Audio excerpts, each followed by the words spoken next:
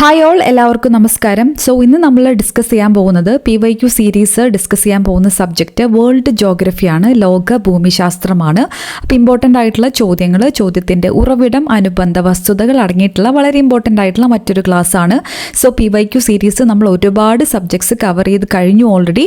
നിങ്ങൾ കാണാത്തവരാണെങ്കിൽ കണ്ടു നോക്കുക, തീർച്ചയായിട്ടും ഉപകാരപ്പെടും. ഒരു റിവിഷൻ പോലെയും ക്വസ്റ്റ്യൻസ് പ്രാക്ടീസ് ചെയ്യലും റിവിഷൻ പോലെയും ഒക്കെയുള്ള രീതിയിൽ നിങ്ങൾക്ക് ഹെൽപ്ഫുൾ ആവുന്ന വീഡിയോസാണ് എല്ലാം നമ്മുടെ ഒരു പ്ലേലിസ്റ്റ് ആക്കിയിട്ട് ഇട്ടിട്ടുണ്ട്. എല്ലാ വീഡിയോസും ഇമ്പോർട്ടൻ്റ് ആണ്, സമയത്തിനനുസരിച്ചിട്ട് കണ്ടു നോക്കുക. ഓക്കെ, PSC എക്സാമിന് PSCയുടെ തന്നെ ക്വസ്റ്റ്യൻസ് പ്രാക്ടീസ് ചെയ്യുക, ഉയർന്ന റാങ്കിലെത്താൻ നിങ്ങളെ തീർച്ചയായിട്ടും ഹെൽപ്പ് ചെയ്യും.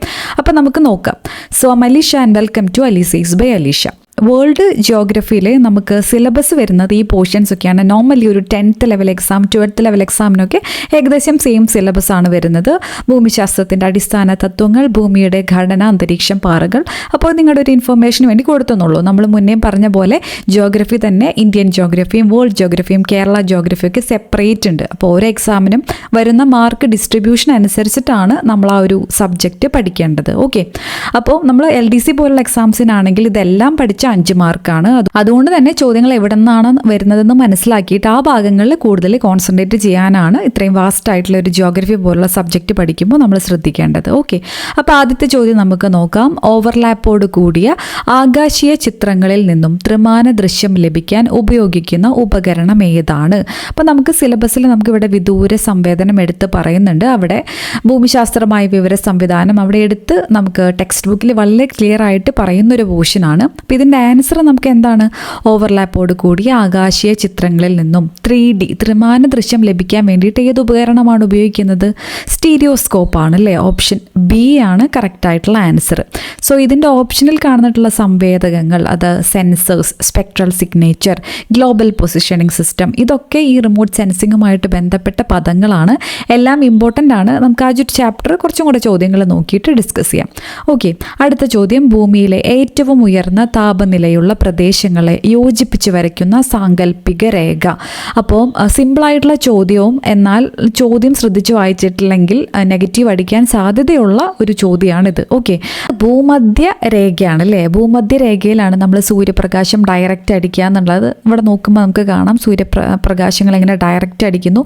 ഭൂമധ്യ രേഖയിലാണ് ഏറ്റവും കൂടുതൽ സൂര്യപ്രകാശം അടിക്കുന്നത്. അതുകൊണ്ട് തന്നെ സ്ഥാപീയ മധ്യരേഖ എന്നുള്ളതാണ് ഇവിടെ കറക്റ്റായിട്ടുള്ള ആൻസർ ആയിട്ട് വരുന്നത്. അപ്പോൾ ഇത് തെറ്റിക്കാൻ വേണ്ടിയിട്ട് സമതാപരേഖ എന്നൊക്കെ കാണുമ്പോൾ തെറ്റിക്കാനായിട്ട് നോക്കും. ഇവിടെ ചോദ്യം എന്താണ്? ഭൂമിയിലെ ഏറ്റവും ഉയർന്ന താപനിലയിലുള്ള അല്ലെങ്കിൽ സമതാപനിലയിലുള്ള എന്നുള്ളതല്ല ഇവിടെ ചോദ്യം. ഭൂമിയിലെ ഏറ്റവും ഉയർന്ന താപനിലയുള്ള പ്രദേശങ്ങളെ യോജിപ്പിച്ച് വരയ്ക്കുന്ന സാങ്കല്പിക രേഖ എന്നുള്ളതാണ് ചോദ്യം. സോ ഭൗമോപരിതലത്തിൽ എല്ലായിടത്തും സൗരോർജം ഒരേ അളവിലല്ല ലഭിക്കുന്നത്. ഭൂരേഖാ പ്രദേശങ്ങളിൽ സൂര്യരശ്മികൾ ലംബമായി പതിക്കുന്നതിനാൽ ഇവിടെ താപം കൂടുതലാണ്. ധ്രുവങ്ങളിലേക്ക് അടുക്കുംതോറും സൂര്യരശ്മികൾ ചെരിഞ്ഞ് പതിക്കുന്നതിനാൽ താപം ക്രമേണ കുറഞ്ഞു വരുന്നു. അതിനാൽ ഓരോ സ്ഥലത്തിൻ്റെയും അക്ഷാംശത്തിനനുസൃതമായിട്ടാണ് ഭൂമിയിലെ താപലഭ്യത. ഓക്കെ, അപ്പം അത് മനസ്സിലാക്കാൻ വേണ്ടിയിട്ട് ഒരു ഇമേജ് കൊടുത്തു എന്ന് മാത്രം. ജിയോഗ്രഫി പഠിക്കുമ്പോൾ, വേൾഡ് ജിയോഗ്രഫി പഠിക്കുമ്പോൾ ബേസിക്സ് ആയിട്ടുള്ള ഇതൊക്കെ അറിയാമെന്ന് വിശ്വസിക്കുന്നു. ഭൂമധ്യരേഖ, ഇവിടെയാണ് ഉത്തരായന രേഖ വരുന്നത്. ഉത്തരായന രേഖ, ആർട്ടിക് വൃത്തം, ഉത്തരധ്രുവം. ദക്ഷിണായന രേഖ അല്ലെങ്കിൽ ഇതെന്ന് പറയുമ്പോൾ ട്രോപ്പിക് ഓഫ് ക്യാൻസർ, ഇവിടെ പറയുമ്പോൾ ട്രോപ്പിക് ഓഫ് കാപ്രിക്കോൺ ഇംഗ്ലീഷിൽ വരുമ്പോൾ അല്ലേ.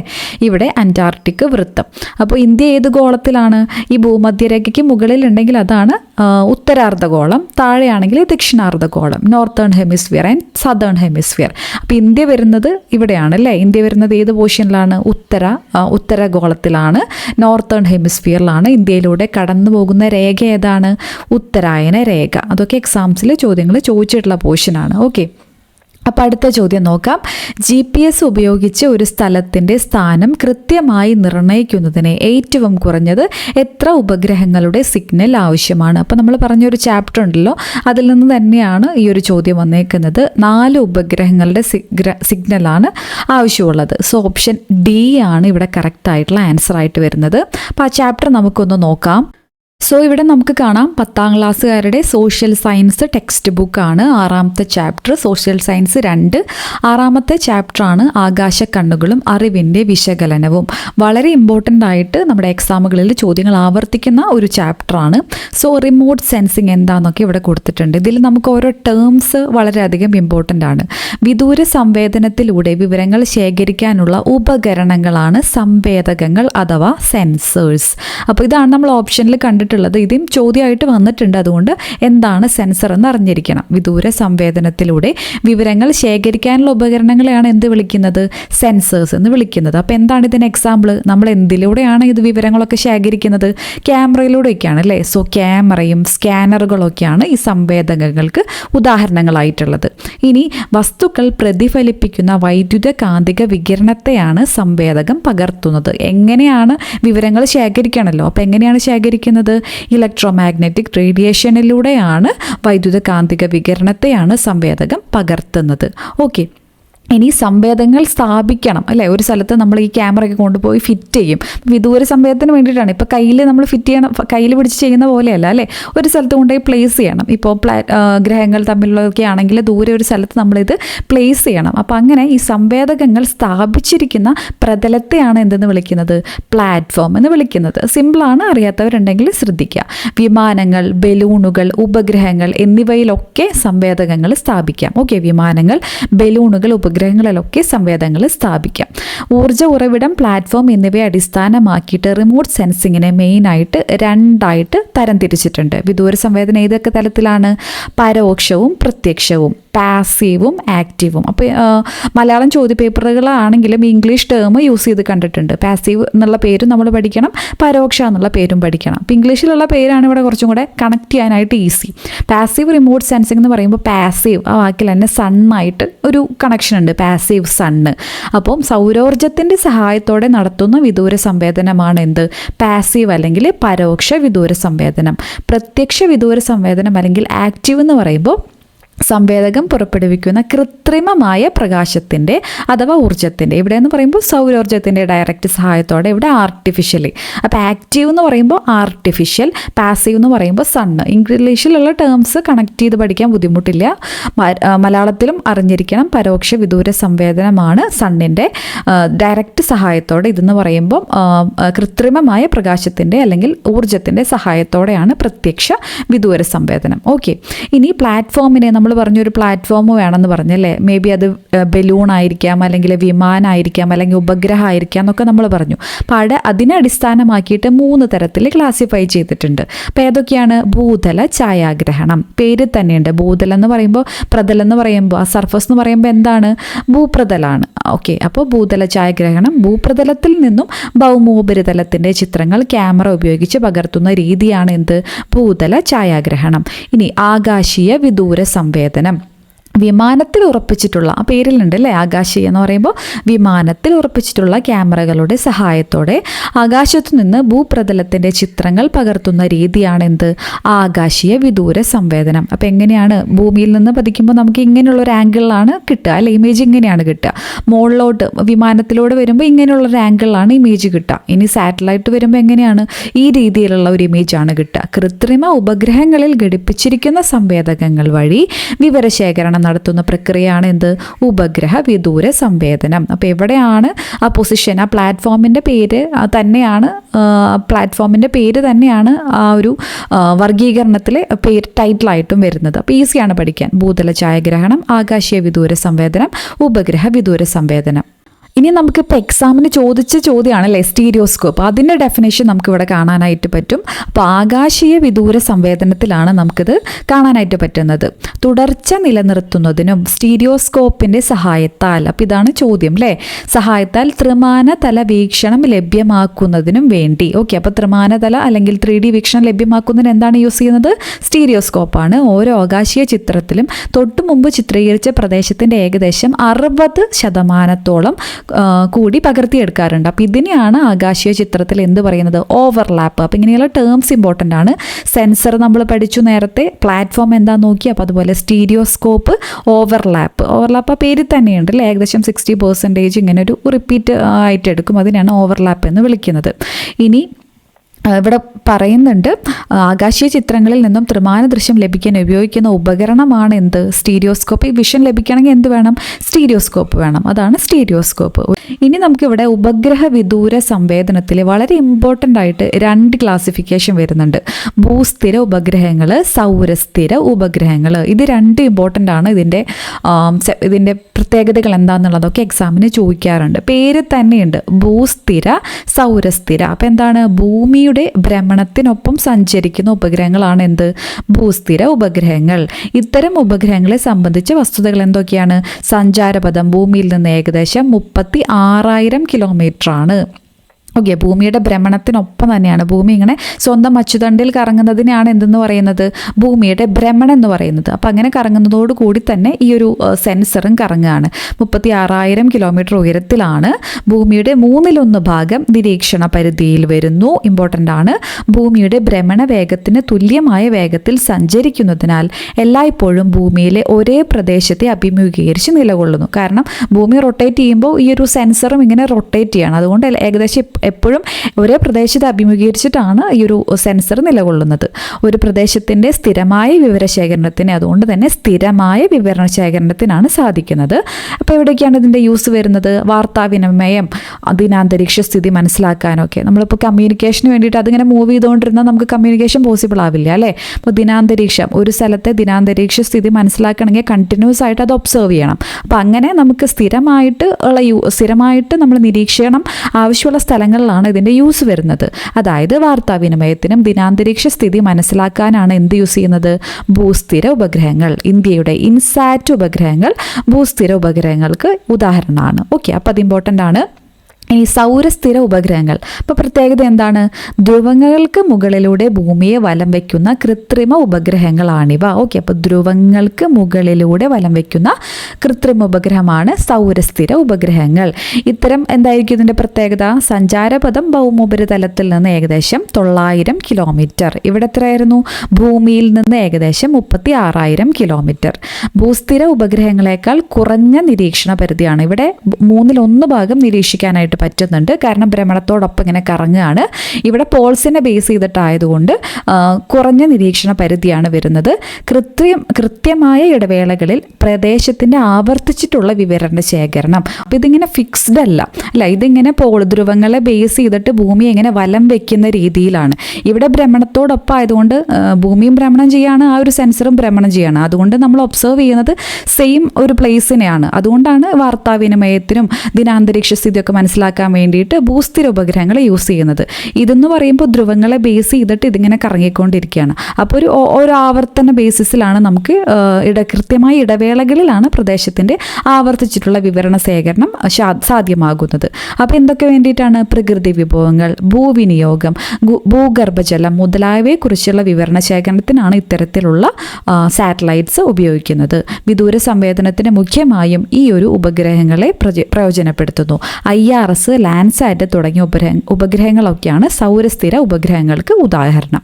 ഓക്കെ, അപ്പോൾ ഇമ്പോർട്ടൻ്റ് ആയിട്ടുള്ള ടേബിളാണ്. ഇനി നമുക്കിവിടെ ചോദ്യം ചോദിച്ചിട്ടുള്ളൊരു ഇതാണ് സ്പെക്ട്രൽ സിഗ്നേച്ചർ അല്ലേ? അപ്പോൾ എന്താണ് സ്പെക്ട്രൽ സിഗ്നേച്ചർ എന്ന് നോക്കാം. സോ ഓരോ വസ്തുവും പ്രതിഫലിപ്പിക്കുന്ന ഊർജ്ജത്തിൻ്റെ അളവെന്ന് പറയുമ്പോൾ ഡിഫറെൻ്റ് ആയിരിക്കും. ആ ഒരു എമൗണ്ട് ഓഫ് എനർജി, ആ ഊർജ്ജത്തിൻ്റെ അളവിനെയാണ് എന്തെന്ന് വിളിക്കുന്നത്? ആ ഒരു വസ്തുവിൻ്റെ സ്പെക്ട്രൽ സിഗ്നേച്ചർ. സ്പെക്ട്രൽ സിഗ്നേച്ചർ എന്ന് പറയുമ്പോൾ ഊർജ്ജമായിട്ട് ബന്ധപ്പെട്ടിരിക്കുന്നു. ആ വസ്തു പ്രതിഫലിപ്പിക്കുന്ന ഊർജ്ജമാണ് എന്ത്? Spectral signature. ഇമ്പോർട്ടൻ്റ് ആണ്. അറിയാത്ത ടേം ആണെങ്കിൽ ശ്രദ്ധിച്ച് പഠിച്ചു വയ്ക്കുക. ഓക്കെ, ഇനി വേറൊരു ടേം സാറ്റലൈറ്റ് ഇമേജറീസ്. എന്താണ്? ഉപഗ്രഹ ചിത്രങ്ങൾ. ഇപ്പോൾ നമ്മളൊരു എക്സാമ്പിൾ നോക്കുകയാണെങ്കിൽ നമ്മളൊരു ക്യാമറ വെച്ചിട്ട്, ക്യാമറയാണ് സെൻസർ. നമ്മളൊരു ഒബ്ജക്റ്റിനെ ക്യാച്ച് ചെയ്യാനായിട്ട് പോവുകയാണ്. അപ്പോൾ ഓരോ വസ്തുവും പ്രതിഫലിപ്പിക്കുന്ന ഊർജ്ജം ഡിഫറെൻ്റ് ആണ്. അപ്പോൾ ആ ഊർജ്ജത്തിനെയാണ് എന്ത് വിളിക്കുന്നത്? സ്പെക്ട്രൽ സിഗ്നേച്ചർ എന്ന് വിളിക്കുന്നത്. ഓക്കെ, അപ്പം ആ സ്പെക്ട്രൽ സിഗ്നേച്ചറിനൊക്കെ മനസ്സിലാക്കിയിട്ട് തിരിച്ചറിഞ്ഞിട്ട് വിവരങ്ങൾ നമ്മൾ ഒരു സാങ്കേതിക രൂപത്തിൽ എത്തിക്കുന്നുണ്ട്. അവ കമ്പ്യൂട്ടറിൽ ഒരു പിക്ചോറിയൽ റെപ്രസെൻറ്റേഷനായിട്ട് മാറ്റുന്നുണ്ട്, ഒരു ചിത്രരൂപത്തിലാക്കുന്നുണ്ട്. ഇതിനെയാണ് എന്ത് വിളിക്കുന്നത്? ഉപഗ്രഹ ചിത്രങ്ങൾ. സിമ്പിളാണ് അല്ലേ? ഉപഗ്രഹ ചിത്രങ്ങൾ. അപ്പോൾ സ്പെക്ട്രൽ സിഗ്നേച്ചറിൻ്റെ ഡെഫിനേഷൻ മാത്രമാണ് കുറച്ചൊരു ഡിഫറെൻ്റ് ആയിട്ടുള്ളത്. അപ്പോൾ അത് ശ്രദ്ധിച്ച് പഠിച്ചു വയ്ക്കുക. ഇനി സ്പേഷ്യൽ റെസല്യൂഷൻ. നമ്മൾ TVയുടെയും ഒക്കെ റെസല്യൂഷൻ പറയുന്ന ആൾക്കാർ കേട്ടിട്ടുണ്ടല്ലോ എപ്പോഴും. സോ ഉപഗ്രഹങ്ങളിൽ ഘടിപ്പിച്ചിട്ടുള്ള ഒരു സെൻസറിന് തിരിച്ചറിയാൻ സാധിക്കുന്ന ഭൂതലത്തിലെ ഏറ്റവും ചെറിയ വസ്തു വസ്തുവിൻ്റെ വലിപ്പമാണ് ആ ഒരു സെൻസറിൻ്റെ സ്പേഷ്യൽ റെസൊല്യൂഷൻ എന്ന് വിളിക്കുന്നത്. ഓക്കെ, അപ്പോൾ spatial resolution 1 kilometre, spatial resolution 1 metre. അപ്പോൾ ഒരു സ്പെസിഫിക് സെൻസറിൻ്റെ ഒരു കപ്പാസിറ്റി എന്ന് വേണമെങ്കിൽ പറയാം അല്ലേ, അതാണ് അതിൻ്റെ റെസൊല്യൂഷൻ എന്ന് വിളിക്കുന്നത്. ഇനി ചില ഉപഗ്രഹങ്ങളും അവയുടെ റെസൊല്യൂഷൻ വിവരങ്ങളും ഇവിടെ കൊടുത്തിട്ടുണ്ട്. ലാൻഡ്സാറ്റ് ആണെങ്കിൽ എത്രയാണ്, IRS ആണെങ്കിൽ എത്രയാണെന്നുള്ള ഡീറ്റെയിൽസ് ഒക്കെ ഇവിടെ കൊടുത്തിട്ടുണ്ട്. വിദൂര സംവേദന സാങ്കേതിക വിദ്യയുടെ പ്രയോജനങ്ങൾ, കാലാവസ്ഥ നിർണ്ണയത്തിന്, സമുദ്ര പര്യവേഷണത്തിന്, ഭൂവിനിയോഗം മനസ്സിലാക്കുന്നതിന് നമ്മൾ ഓരോന്നിൻ്റെയും നമ്മൾ ഭൂസ്ഥിര ഉപഗ്രഹങ്ങളെക്കുറിച്ച് പഠിച്ചു, സൗരസ്ഥിര ഉപകരണങ്ങളെക്കുറിച്ച് പഠിച്ചു. അപ്പോൾ അവിടെ വരുന്നത് തന്നെയാണ് ഇവിടെ പ്രയോജനങ്ങളായിട്ട് മെയിനായിട്ട് വരുന്നത്. അതുപോലെ തന്നെ കാട്ടുതീ കണ്ടുപിടിക്കുന്നതിന്, വിളകളുടെ വിസ്തൃതി, കീടബാധ എന്നതിനെക്കുറിച്ചുള്ള വിവരണത്തിന്, അതിനൊക്കെ കുറിച്ച് എണ്ണ പര്യവേക്ഷണത്തിന്, ഭൂഗർഭ ജല ലഭ്യതയ്ക്ക് സാധ്യതയുള്ള പ്രദേശങ്ങൾ കണ്ടെത്തുന്നതിന് ഈ ഉപയോഗങ്ങളൊക്കെ വളരെയധികം ഇമ്പോർട്ടൻ്റ് ആണ്. ഇനി ഈ ടേബിൾ വിദൂര സംവേദനം ഇന്ത്യയിൽ എന്ന് പറഞ്ഞ് കുറച്ച് കാര്യങ്ങൾ കൊടുത്തിട്ടുണ്ട്. അപ്പോൾ ഇവിടെ ഏറ്റവും ഇമ്പോർട്ടൻ്റ് ആയിട്ട് ഇന്ത്യയുടെ റിമോട്ട് സെൻസിങ് ഉപഗ്രഹങ്ങൾ നൽകുന്ന വിവരങ്ങളുടെ ശേഖരണം, സംഭരണം, സംസ്കരണം, വിതരണം എന്നിവയുടെ എല്ലാം പൂർണ്ണമായ ചുമതല ആർക്കാണ്? ഹൈദരാബാദ് ആസ്ഥാനമാക്കിയുള്ള നാഷണൽ റിമോട്ട് സെൻസിങ് സെൻ്ററാണ് NRSC. ഹൈദരാബാദാണ് ആസ്ഥാനം എന്നുള്ളതും വളരെയധികം ഇമ്പോർട്ടൻ്റ് ആണ്. ഓക്കെ, ഇനി ഭൂവിവര വ്യവസ്ഥ അല്ലെങ്കിൽ ജിയോഗ്രഫിക് ഇൻഫർമേഷൻ സിസ്റ്റം, ഇംഗ്ലീഷിലും ചോദിക്കാറുണ്ട്, മലയാളത്തിലും ചോദിക്കാറുണ്ട്. GIS ഭൂപടങ്ങൾ, ആകാശീയ ചിത്രങ്ങൾ, ഉപഗ്രഹ ചിത്രങ്ങൾ, പട്ടികകൾ തുടങ്ങിയ വിവര സ്രോതസ്സുകളിൽ നിന്ന് ശേഖരിക്കുന്ന വിവരങ്ങൾ ഇമേജ് ആക്കുന്നതിന് എന്താന്ന് പറഞ്ഞു? സാറ്റലൈറ്റ് ഇമേജറീസ്, നമ്മൾ നേരത്തെ കണ്ടല്ലേ. അതുപോലെ തന്നെ ഈ ഒരു വിവരങ്ങൾ ഭൂവിവര വ്യവസ്ഥ സോഫ്റ്റ്വെയറുകൾ ഉപയോഗിച്ച് കമ്പ്യൂട്ടറിൽ നിവേശിപ്പിക്കുന്നതിനും അവയെ വീണ്ടെടുക്കുന്നതിനും വിശകലനം നടത്തുന്നതിനും ഭൂപടങ്ങൾ, പട്ടികകൾ, ഗ്രാഫുകൾ എന്നിവയിലൂടെ വിശദമാക്കാനുള്ള ഒരു കമ്പ്യൂട്ടർ അധിഷ്ഠിത വിവര സഞ്ചയ വ്യവസ്ഥയാണ് ഭൂവിവര വ്യവസ്ഥ. അതായത് നമുക്ക് കിട്ടിയ കംപ്ലീറ്റ് ആയിട്ടുള്ള ഇൻഫർമേഷൻ സ്റ്റോർ ചെയ്യുക, അതിനെ പ്രോസസ്സ് ചെയ്യുക, ഇങ്ങനെയുള്ള എല്ലാ കാര്യങ്ങളും ചെയ്യുന്നതാണ് ജിയോഗ്രഫിക് ഇൻഫർമേഷൻ സിസ്റ്റം അഥവാ GIS എന്ന് പറയുന്നത്. Okay, global positioning system. അപ്പോൾ ഇവിടെ നിന്നാണ് നമ്മൾ മറ്റൊരു ചോദ്യം കണ്ടിട്ടുണ്ടായിരുന്നത്. ഭൗമോപരിതല വസ്തുക്കളുടെ അക്ഷാംശ, രേഖാംശ, സ്ഥാനം, ഉയരം, സമയം എന്നിവ മനസ്സിലാക്കാൻ സഹായിക്കുന്ന സംവിധാനമാണ് GPS. ഭൗമോപരിതലത്തിൽ നിന്ന് 20,000 മുതൽ 20,200 കിലോമീറ്റർ വരെയുള്ള ഉയരത്തിൽ 6 വ്യത്യസ്ത ഭ്രമണപഥങ്ങളിലായി 24 ഉപഗ്രഹങ്ങളുടെ, അപ്പോൾ ഇതൊക്കെ ഫാക്റ്റ് മുന്നേ ചോദിച്ചിട്ടുള്ളതാണ്. 6 വ്യത്യസ്ത ഭ്രമണപഥങ്ങളിലായി 24 ഉപഗ്രഹങ്ങളുടെ ഒരു ശ്രേണിയുടെ സഹായത്താലാണ് സ്ഥാനനിർണ്ണയം നടത്തുന്നത്. ഓക്കെ, 20,000 മുതൽ 20,200 കിലോമീറ്റർ വരെയാണ് അങ്ങനെയുള്ള ഉയരത്തിലെ 6 വ്യത്യസ്ത ഭ്രമണപഥങ്ങളിലായിട്ട് 24 ഉപഗ്രഹങ്ങളുടെ സഹായത്തോടെ.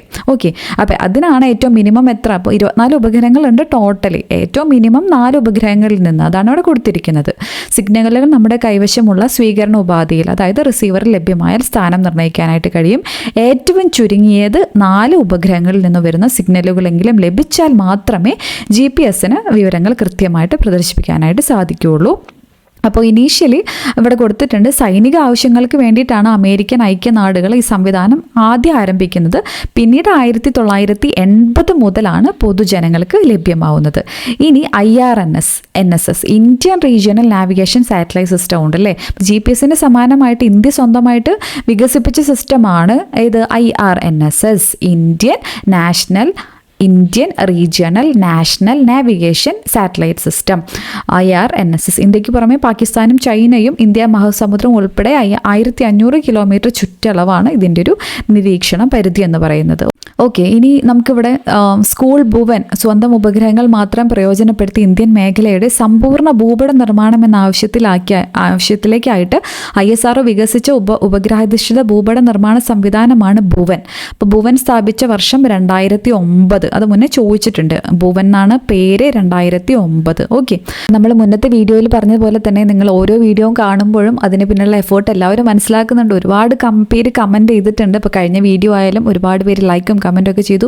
ഒത്തിരി സന്തോഷം. അപ്പോൾ എല്ലാ വീഡിയോസും നിങ്ങളങ്ങനെ തീർച്ചയായിട്ടും ലൈക്ക് ചെയ്യാനും കമൻറ്റ് ചെയ്യാനൊക്കെ ശ്രമിക്കുക. പിന്നെ നമ്മൾ കഴിഞ്ഞ വീഡിയോയുടെയും ഇന്ത്യൻ ജോഗ്രഫിയുടെയും ഇതിൻ്റെയും PDF നമ്മൾ ഒരുമിച്ച് ഷെയർ ചെയ്യാം. ടെലഗ്രാം ചാനലിൽ ഷെയർ ചെയ്യും. ടെലഗ്രാം ചാനൽ നിങ്ങൾ ജോയിൻ ചെയ്തിട്ടില്ലെങ്കിൽ ജോയിൻ ചെയ്യുക. സെർച്ച് ചെയ്തിട്ട് ലിങ്കിൽ ക്ലിക്ക് ചെയ്തിട്ട് വർക്ക് ആവുന്നില്ല എന്ന് കുറച്ച് പേര് പറയുന്നുണ്ട്. ടെലഗ്രാമിൽ പോയിട്ട് Alisha's by Alisha, full capital letters ആണ്.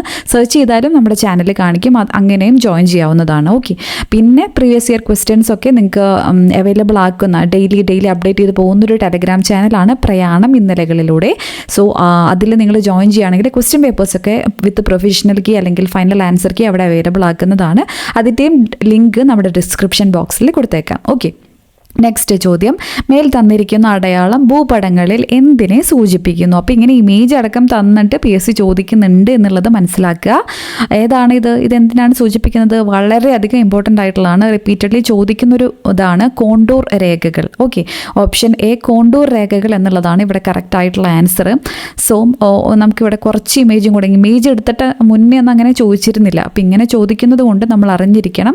ഇങ്ങനെയുള്ളൊരു റെപ്രസെൻറ്റേഷനാണ്, ഒരേ ഹൈറ്റിൽ വരുന്ന മേഖലയെ റെപ്രസെൻ്റ് ചെയ്യാൻ വേണ്ടിയിട്ടാണ് എന്തുപയോഗിക്കുന്നത്? കോണ്ടൂർ രേഖകൾ ഉപയോഗിക്കുന്നത്. അതറിയാമെന്ന് വിശ്വസിക്കുന്നു. അപ്പോൾ ഇങ്ങനെയാണ് കോണ്ടൂർ രേഖകളുടെ റെപ്രസെൻറ്റേഷൻ. ഇനി ഇങ്ങനെയാണെങ്കിൽ ഒരു വട്ടം ചെറിയ കുത്തിട്ടിട്ട് ഇങ്ങനെ ഒരു കാണാൻ പറ്റുന്നുണ്ടെന്ന് വിശ്വസിക്കുന്നു. വീഡിയോ പിന്നെ നിങ്ങൾക്ക് സൂം ചെയ്യാനും സൂം ഔട്ട് ചെയ്യാനും ഒക്കെ നമ്മൾ സാധാരണ വീഡിയോ ചെയ്യുന്ന പോലെ തന്നെ കൈ കൊണ്ടാക്കി കഴിഞ്ഞാൽ അതിനുള്ള ഓപ്ഷനൊക്കെ ഉണ്ട്. കുറച്ച് പേര് ക്വസ്റ്റ്യൻസ് ക്ലിയർ ആവുന്നില്ല എന്ന് പറയുന്നവർക്ക് വേണ്ടിയിട്ടാണ്. സ്പീഡ് അഡ്ജസ്റ്റ് ചെയ്യാനും സൗണ്ട് അഡ്ജസ്റ്റ് ചെയ്യാനും അതുപോലെ തന്നെ വീഡിയോയുടെ സൂം ഇൻ സൂം ഔട്ട് ഒക്കെ നമുക്ക് യൂട്യൂബിൽ തന്നെ ഓപ്ഷൻ ഉണ്ട്. ഇതാണ് ഫോം ലൈൻ എന്നുള്ളത് അറിഞ്ഞിരിക്കുക. ഇനി സ്പോട്ട് ഹൈറ്റ്, ഇങ്ങനെ നമ്മളൊരു കുത്തിട്ടിട്ട് 240 അതാണ് അതിൻ്റെ ഹൈറ്റ് എന്ന് വിചാരിക്കുക. അപ്പോൾ ഒരു കുത്തിട്ടിട്ട് ഇങ്ങനെ പറയുകയാണ്. അപ്പോൾ അതാണ് എന്ത്? Spot height. ഇനി ട്രയാങ്കുലേറ്റഡ് ഹൈറ്റ്, ഒരു ട്രയാങ്കിൾ ഷേപ്പിനകത്തൊരു കുഞ്ഞൊരു ഡോട്ട് പോലെ, എന്നിട്ട് ആ ഹൈറ്റ് പറയുകയാണെങ്കിൽ അതാണ് എന്ത്? Triangulated height. പേര് തന്നെയുണ്ട്. വെറുതെ ഇങ്ങനെ കുത്തിട്ട് 240 ആണെങ്കിൽ അതെന്താണ്? സ്പോട്ട് ഹൈറ്റ് ആണ്. ഇനി ബെഞ്ച് മാർക്ക് BM എന്നുണ്ടാവും, ഒരു ഡോട്ട് ഉണ്ടാവും. BM 215 ആണെങ്കിൽ അതാണ് ബെഞ്ച് മാർക്ക്. അപ്പോൾ സ്പോട്ട് ഹൈറ്റ് ബെഞ്ച് മാർക്ക് അങ്ങോട്ടും ഇങ്ങോട്ടും മാറരുത്. ചുമ്മാ ഒരു സ്പോട്ട് അതിൻ്റെ ഹൈറ്റ് ആണെങ്കിൽ സ്പോട്ട് ഹൈറ്റ്. ബെഞ്ച് മാർക്ക് ആണെങ്കിൽ എന്താണ് പ്രത്യേകത? ആ സ്പോട്ട് ഉണ്ടാവും, ആ ഹൈറ്റ് ഉണ്ടാവും, കൂടെ BM എന്നുള്ള വാക്കും കൂടി ഉണ്ടാവും. ഒരു ട്രയാങ്കിൾ ഷേപ്പിനകത്താണ് ഈ ഒരു ഡോട്ട് ഇട്ട് റെപ്രസെൻറ്റ് ചെയ്യണമെങ്കിൽ അതാണ് ട്രയാങ്കുലേറ്റഡ് ഹൈറ്റ്. ഫോം ലൈൻ ഇതാണ് contour line. Okay, next question, ഒരു അവസാദ ശിലയ്ക്ക് ഉദാഹരണം? ഗ്രാനൈറ്റ്, കൽക്കരി, ബസാൾട്ട്, ഗാബ്രോ. അപ്പോൾ ഇതിലേതാണ് അവസാദ ശിലയ്ക്ക് ഉദാഹരണം എന്നുള്ളതാണ് ചോദ്യം. കൽക്കരി ആണല്ലേ. സോ ഓപ്ഷൻ ബി ഓൺലി 2 എന്നുള്ളതാണ് ഇവിടെ കറക്റ്റ് ആയിട്ടുള്ള ആൻസർ. സോ നമുക്ക് ഇവിടെ നോക്കുകയാണെങ്കിൽ ഗ്രാനൈറ്റ്, ബസാൾട്ട്, ഗാബ്രോ ഇത് മൂന്നും ഏത് തരത്തിലുള്ള ശിലകളാണ്? ആഗ്നേയ ശിലകളാണ്. ശിലകൾ നമുക്ക് പഠിക്കാനുള്ള പോർഷനാണ്. 3 തരത്തിലുള്ള ശിലകളാണുള്ളത് അല്ലേ. അപ്പോൾ അത് നമുക്കൊന്ന് ജസ്റ്റ് ഒന്ന് നോക്കാം. ശിലകൾ, ആഗ്നേയ ശിലകൾ, അവസാദ ശിലകൾ, കായാന്തരിത ശിലകൾ. ഓക്കെ, സോ ഭൂവൽക്കത്തിലെ വിടവുകളിലൂടെ ഉയരുന്ന ഉരുകിയ ശിലാദ്രവം ഭൗമോപരിതലത്തിൽ വെച്ചോ ഭൂവൽക്കത്തിനുള്ളിൽ വെച്ചോ തണുത്തുറഞ്ഞ് രൂപപ്പെടുന്ന ശിലകളാണ് ആഗ്നേയ ശിലകൾ. അപ്പോൾ ഇഗ്നിയസ് എന്നുള്ളതാണ് ബേസ്. അപ്പോൾ അതിൽ നിന്നാണ്, കാരണം അതാണ് ഉരുകിയ ശിലാദ്രവം ഒക്കെ ഉപയോഗിച്ചിട്ട് ഫോം ചെയ്യുന്ന തണുത്തുറഞ്ഞ് ഫോം ചെയ്യുന്ന ശിലകളാണ് ആഗ്നേയ ശിലകൾ അല്ലെങ്കിൽ ഇഗ്നിയസ് റോക്സ് എന്ന് പറയുന്നത്. ഇതിൽ നിന്നാണ് ഈ 2 ശിലകളും ഉണ്ടാവുന്നത്. അതുകൊണ്ട് തന്നെ ഇഗ്നിയസ് റോക്സ് അല്ലെങ്കിൽ ആഗ്നേയ ശിലകൾ എന്തുകൂടെ വിളിക്കുന്നുണ്ട്? പ്രൈമറി റോക്സ്, അല്ലെങ്കിൽ ഇവിടെ നമുക്ക് കാണാനായിട്ട് പറ്റും പ്രാഥമിക ശിലകൾ എന്നറിയപ്പെടുന്നത് ഏത് ശിലകളാണ്? ആഗ്നേയ ശിലകളാണ്. എക്സാമ്പിൾ വളരെയധികം ഇമ്പോർട്ടൻ്റ് ആണ്. എക്സാമ്പിളാണ് ഗ്രാനൈറ്റും ബസാൾട്ടും. കൂടാതെ നമുക്ക് എക്സാമ്പിൾ കണ്ടതാണ് ഗാബ്രോ. ഓക്കെ, ഇപ്പോൾ ഗാബ്രോ, അതുപോലെ ബത്തോലിറ്റ്സ് ഇതൊക്കെയാണ് ആഗ്നേയ ശിലകൾക്ക് ഉദാഹരണം. ഗ്രാനൈറ്റ്, ബസാൾട്ട്, ഗാബ്രോ, ബത്തോലിറ്റ്സ്, ഡോളറൈറ്റ് എന്നൊക്കെ പറയുന്നത് ആഗ്നേയ ശിലകൾക്ക് ഉദാഹരണമാണ്. ഇനി അവസാദ ശിലകൾ. കാലാന്തരത്തിൽ ശിലകൾ ക്ഷയിച്ച് പൊടിയുന്നു. ഈ അവസാദങ്ങൾ താഴ്ന്ന പ്രദേശങ്ങളിൽ പാളികളായി നിക്ഷേപിക്കപ്പെടുകയും പിന്നീട് അവ ഉറച്ച് വിവിധ തരം അവസാദ ശിലകളായി മാറുകയും ചെയ്യുന്നു. ഓക്കെ, അപ്പോൾ എങ്ങനെയാണ് ഉണ്ടാവുന്നത്? ഈ ആഗ്നേയ ശിലകൾ തന്നെ കുറച്ച് കാലം കഴിയുമ്പോൾ പൊടിയും അല്ലേ, എന്നിട്ട് അത് പല സ്ഥലങ്ങളിലായിട്ട് നിക്ഷേപിക്കപ്പെടുന്നു, അവിടെ നിന്ന് ഫോം ചെയ്യാണ്. അപ്പോൾ ആഗ്നേയ ശിലകളിൽ നിന്ന് തന്നെയാണ് അവസാദ, അതിൻ്റെ ഒരു സെഡിമെൻറ്റ്സ്, ഇതിൻ്റെ ഒരു പൊടിഞ്ഞിട്ട ആ വാക്കിൽ തന്നെയുണ്ട് അല്ലേ. അതുകൊണ്ടാണ് അവസാദ ശിലകൾ എന്ന പേര് വന്നത്, സെഡിമെൻ്ററി റോക്സ്. ഇതിന് എക്സാമ്പിളാണ് ഏതൊക്കെ? മണൽക്കല്ല്, ചുണ്ണാമ്പ് കല്ല്, നമ്മളിപ്പോൾ കണ്ട കൽക്കരി. ഓക്കെ, മണൽക്കല്ല്, ചുണ്ണാമ്പ് കല്ല്, കൽക്കരിയൊക്കെയാണ് ഇവിടെ. അപ്പോൾ പാളികളായി രൂപപ്പെടുന്നത് കൊണ്ട് അവസാദ ശിലകൾ എന്തെന്നും വിളിക്കപ്പെടുന്നുണ്ട്? അടുക്കു ശിലകൾ അല്ലെങ്കിൽ സ്ട്രാറ്റിഫൈഡ് റോക്സും എന്നും അറിയപ്പെടുന്നു. ഓക്കെ, അപ്പോൾ ഇത് പേര് ആഗ്നേയം അവസാദം എന്ന് പറയുമ്പോൾ മനസ്സിലാക്കി പഠിക്കുകയാണെങ്കിൽ ബുദ്ധിമുട്ടില്ല, ബൈഹാർട്ട് പഠിക്കുകയാണെങ്കിൽ അങ്ങോട്ടും ഇങ്ങോട്ടും മാറിപ്പോവും. ഓക്കെ, ആഗ്നേയ ശിലകൾ ഇഗ്നിയസ് റോക്സ് എന്നുള്ളതാണ് പ്രൈമറി റോക്സ്. അവസാദം അതിൻ്റെ സെഡിമെൻറ്റ്സ് എന്നാണ്, അത് പൊടിഞ്ഞിട്ടാണ് അവസാദ ശിലകൾ ഉണ്ടാവുന്നത്. കായാന്തരിത ശിലകൾ അല്ലെങ്കിൽ മെറ്റാമോർഫിക് റോക്സ്. എന്താണ് മെറ്റാമോർഫിക് റോക്സ്?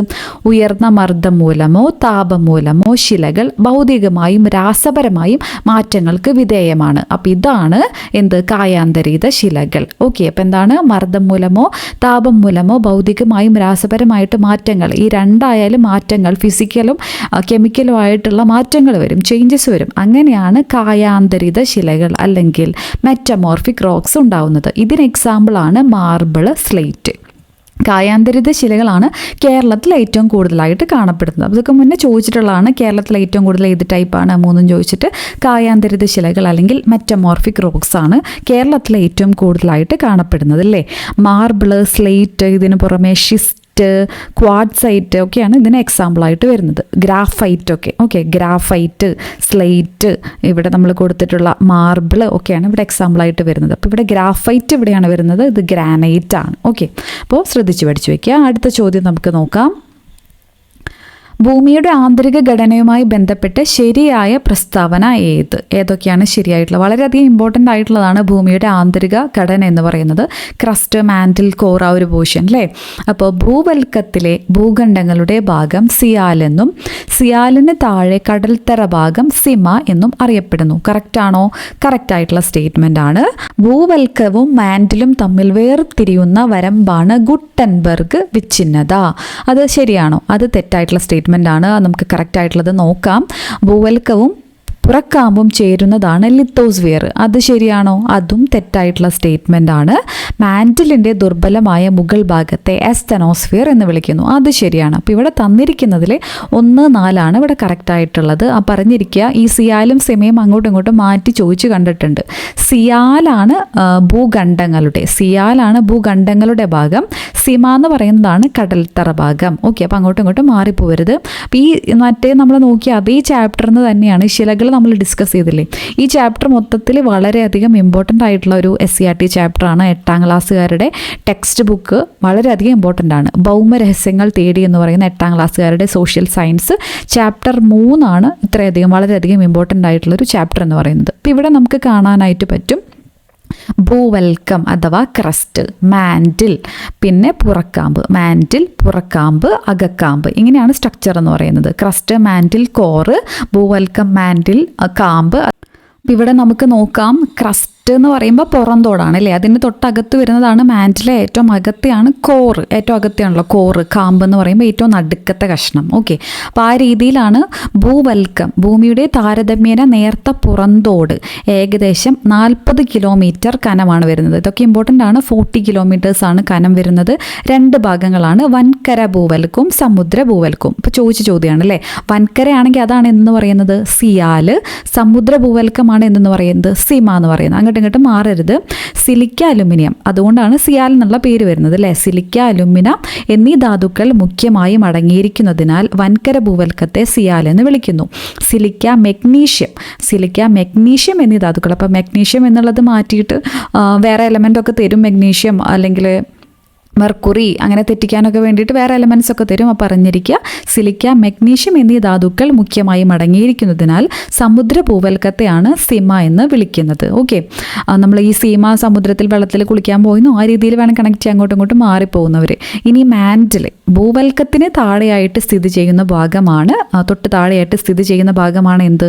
മാൻറ്റിലെ 2900 കിലോമീറ്റർ വരെയാണ് ഇതിൻ്റെ കനം വരുന്നത്. ഇനി 2 ഭാഗങ്ങൾ, ഉപരി മാൻറ്റിലും അധോ മാൻറ്റിലും, അഥവാ അപ്പർ മാൻറ്റിലെ ലോവർ മാൻറ്റിലെ, ഉപരി മാൻറ്റിൽ അധോ മാൻറ്റിലെ. ഇപ്പോൾ ഇവിടെ നോക്കാം, സിലിക്കൺ സംയുക്തങ്ങൾ കൊണ്ട് നിർമ്മിതമായ ഈ പാളി ഖരാവസ്ഥയിലാണ്. അപ്പോൾ ഉപരി മാൻറ്റിൽ ഏത് ഫോമിലാണ്?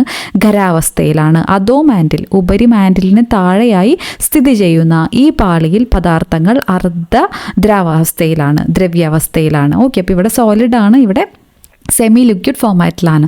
ഇനി കാമ്പ്, ഭൂമിയുടെ കേന്ദ്രഭാഗമാണ് കാമ്പ്. ഈ ഒരു മുട്ടയുടെ ഉണ്ണിയൊക്കെ പോലെ അല്ലേ ഈ ഒരു കേന്ദ്രഭാഗം. 2900 കിലോമീറ്റർ തുടങ്ങി 6371 കിലോമീറ്റർ വരെയാണ്.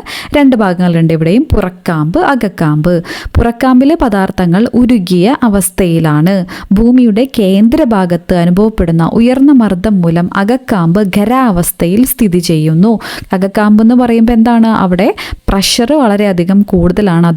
എന്തുകൊണ്ടാണെന്നൊക്കെ മുന്നേ ചോദിച്ചിട്ടുണ്ട്. ഖരാവസ്ഥയിൽ എന്തുകൊണ്ടാണ് കാണാനായിട്ടുള്ള കാര്യം ഹൈ പ്രഷറാണ്, അതുകൊണ്ടാണ് ഖരാവസ്ഥയിൽ സ്ഥിതി ചെയ്യുന്നത്. പ്രധാനമായിട്ടും നിക്കലും ഇരുമ്പും, നിഫെ, പ്രധാനമായിട്ടും നിക്കൽ, ഇരുമ്പ്, നിഫെ എന്നീ ധാതുക്കൾ നിർമ്മിതമായതിനാൽ കാമ്പ് നിഫെ എന്നും അറിയപ്പെടുന്നു. അപ്പോൾ വളരെയധികം ഇമ്പോർട്ടൻ്റ് ആയിട്ടുള്ള ഒരു ഭാഗമാണ്.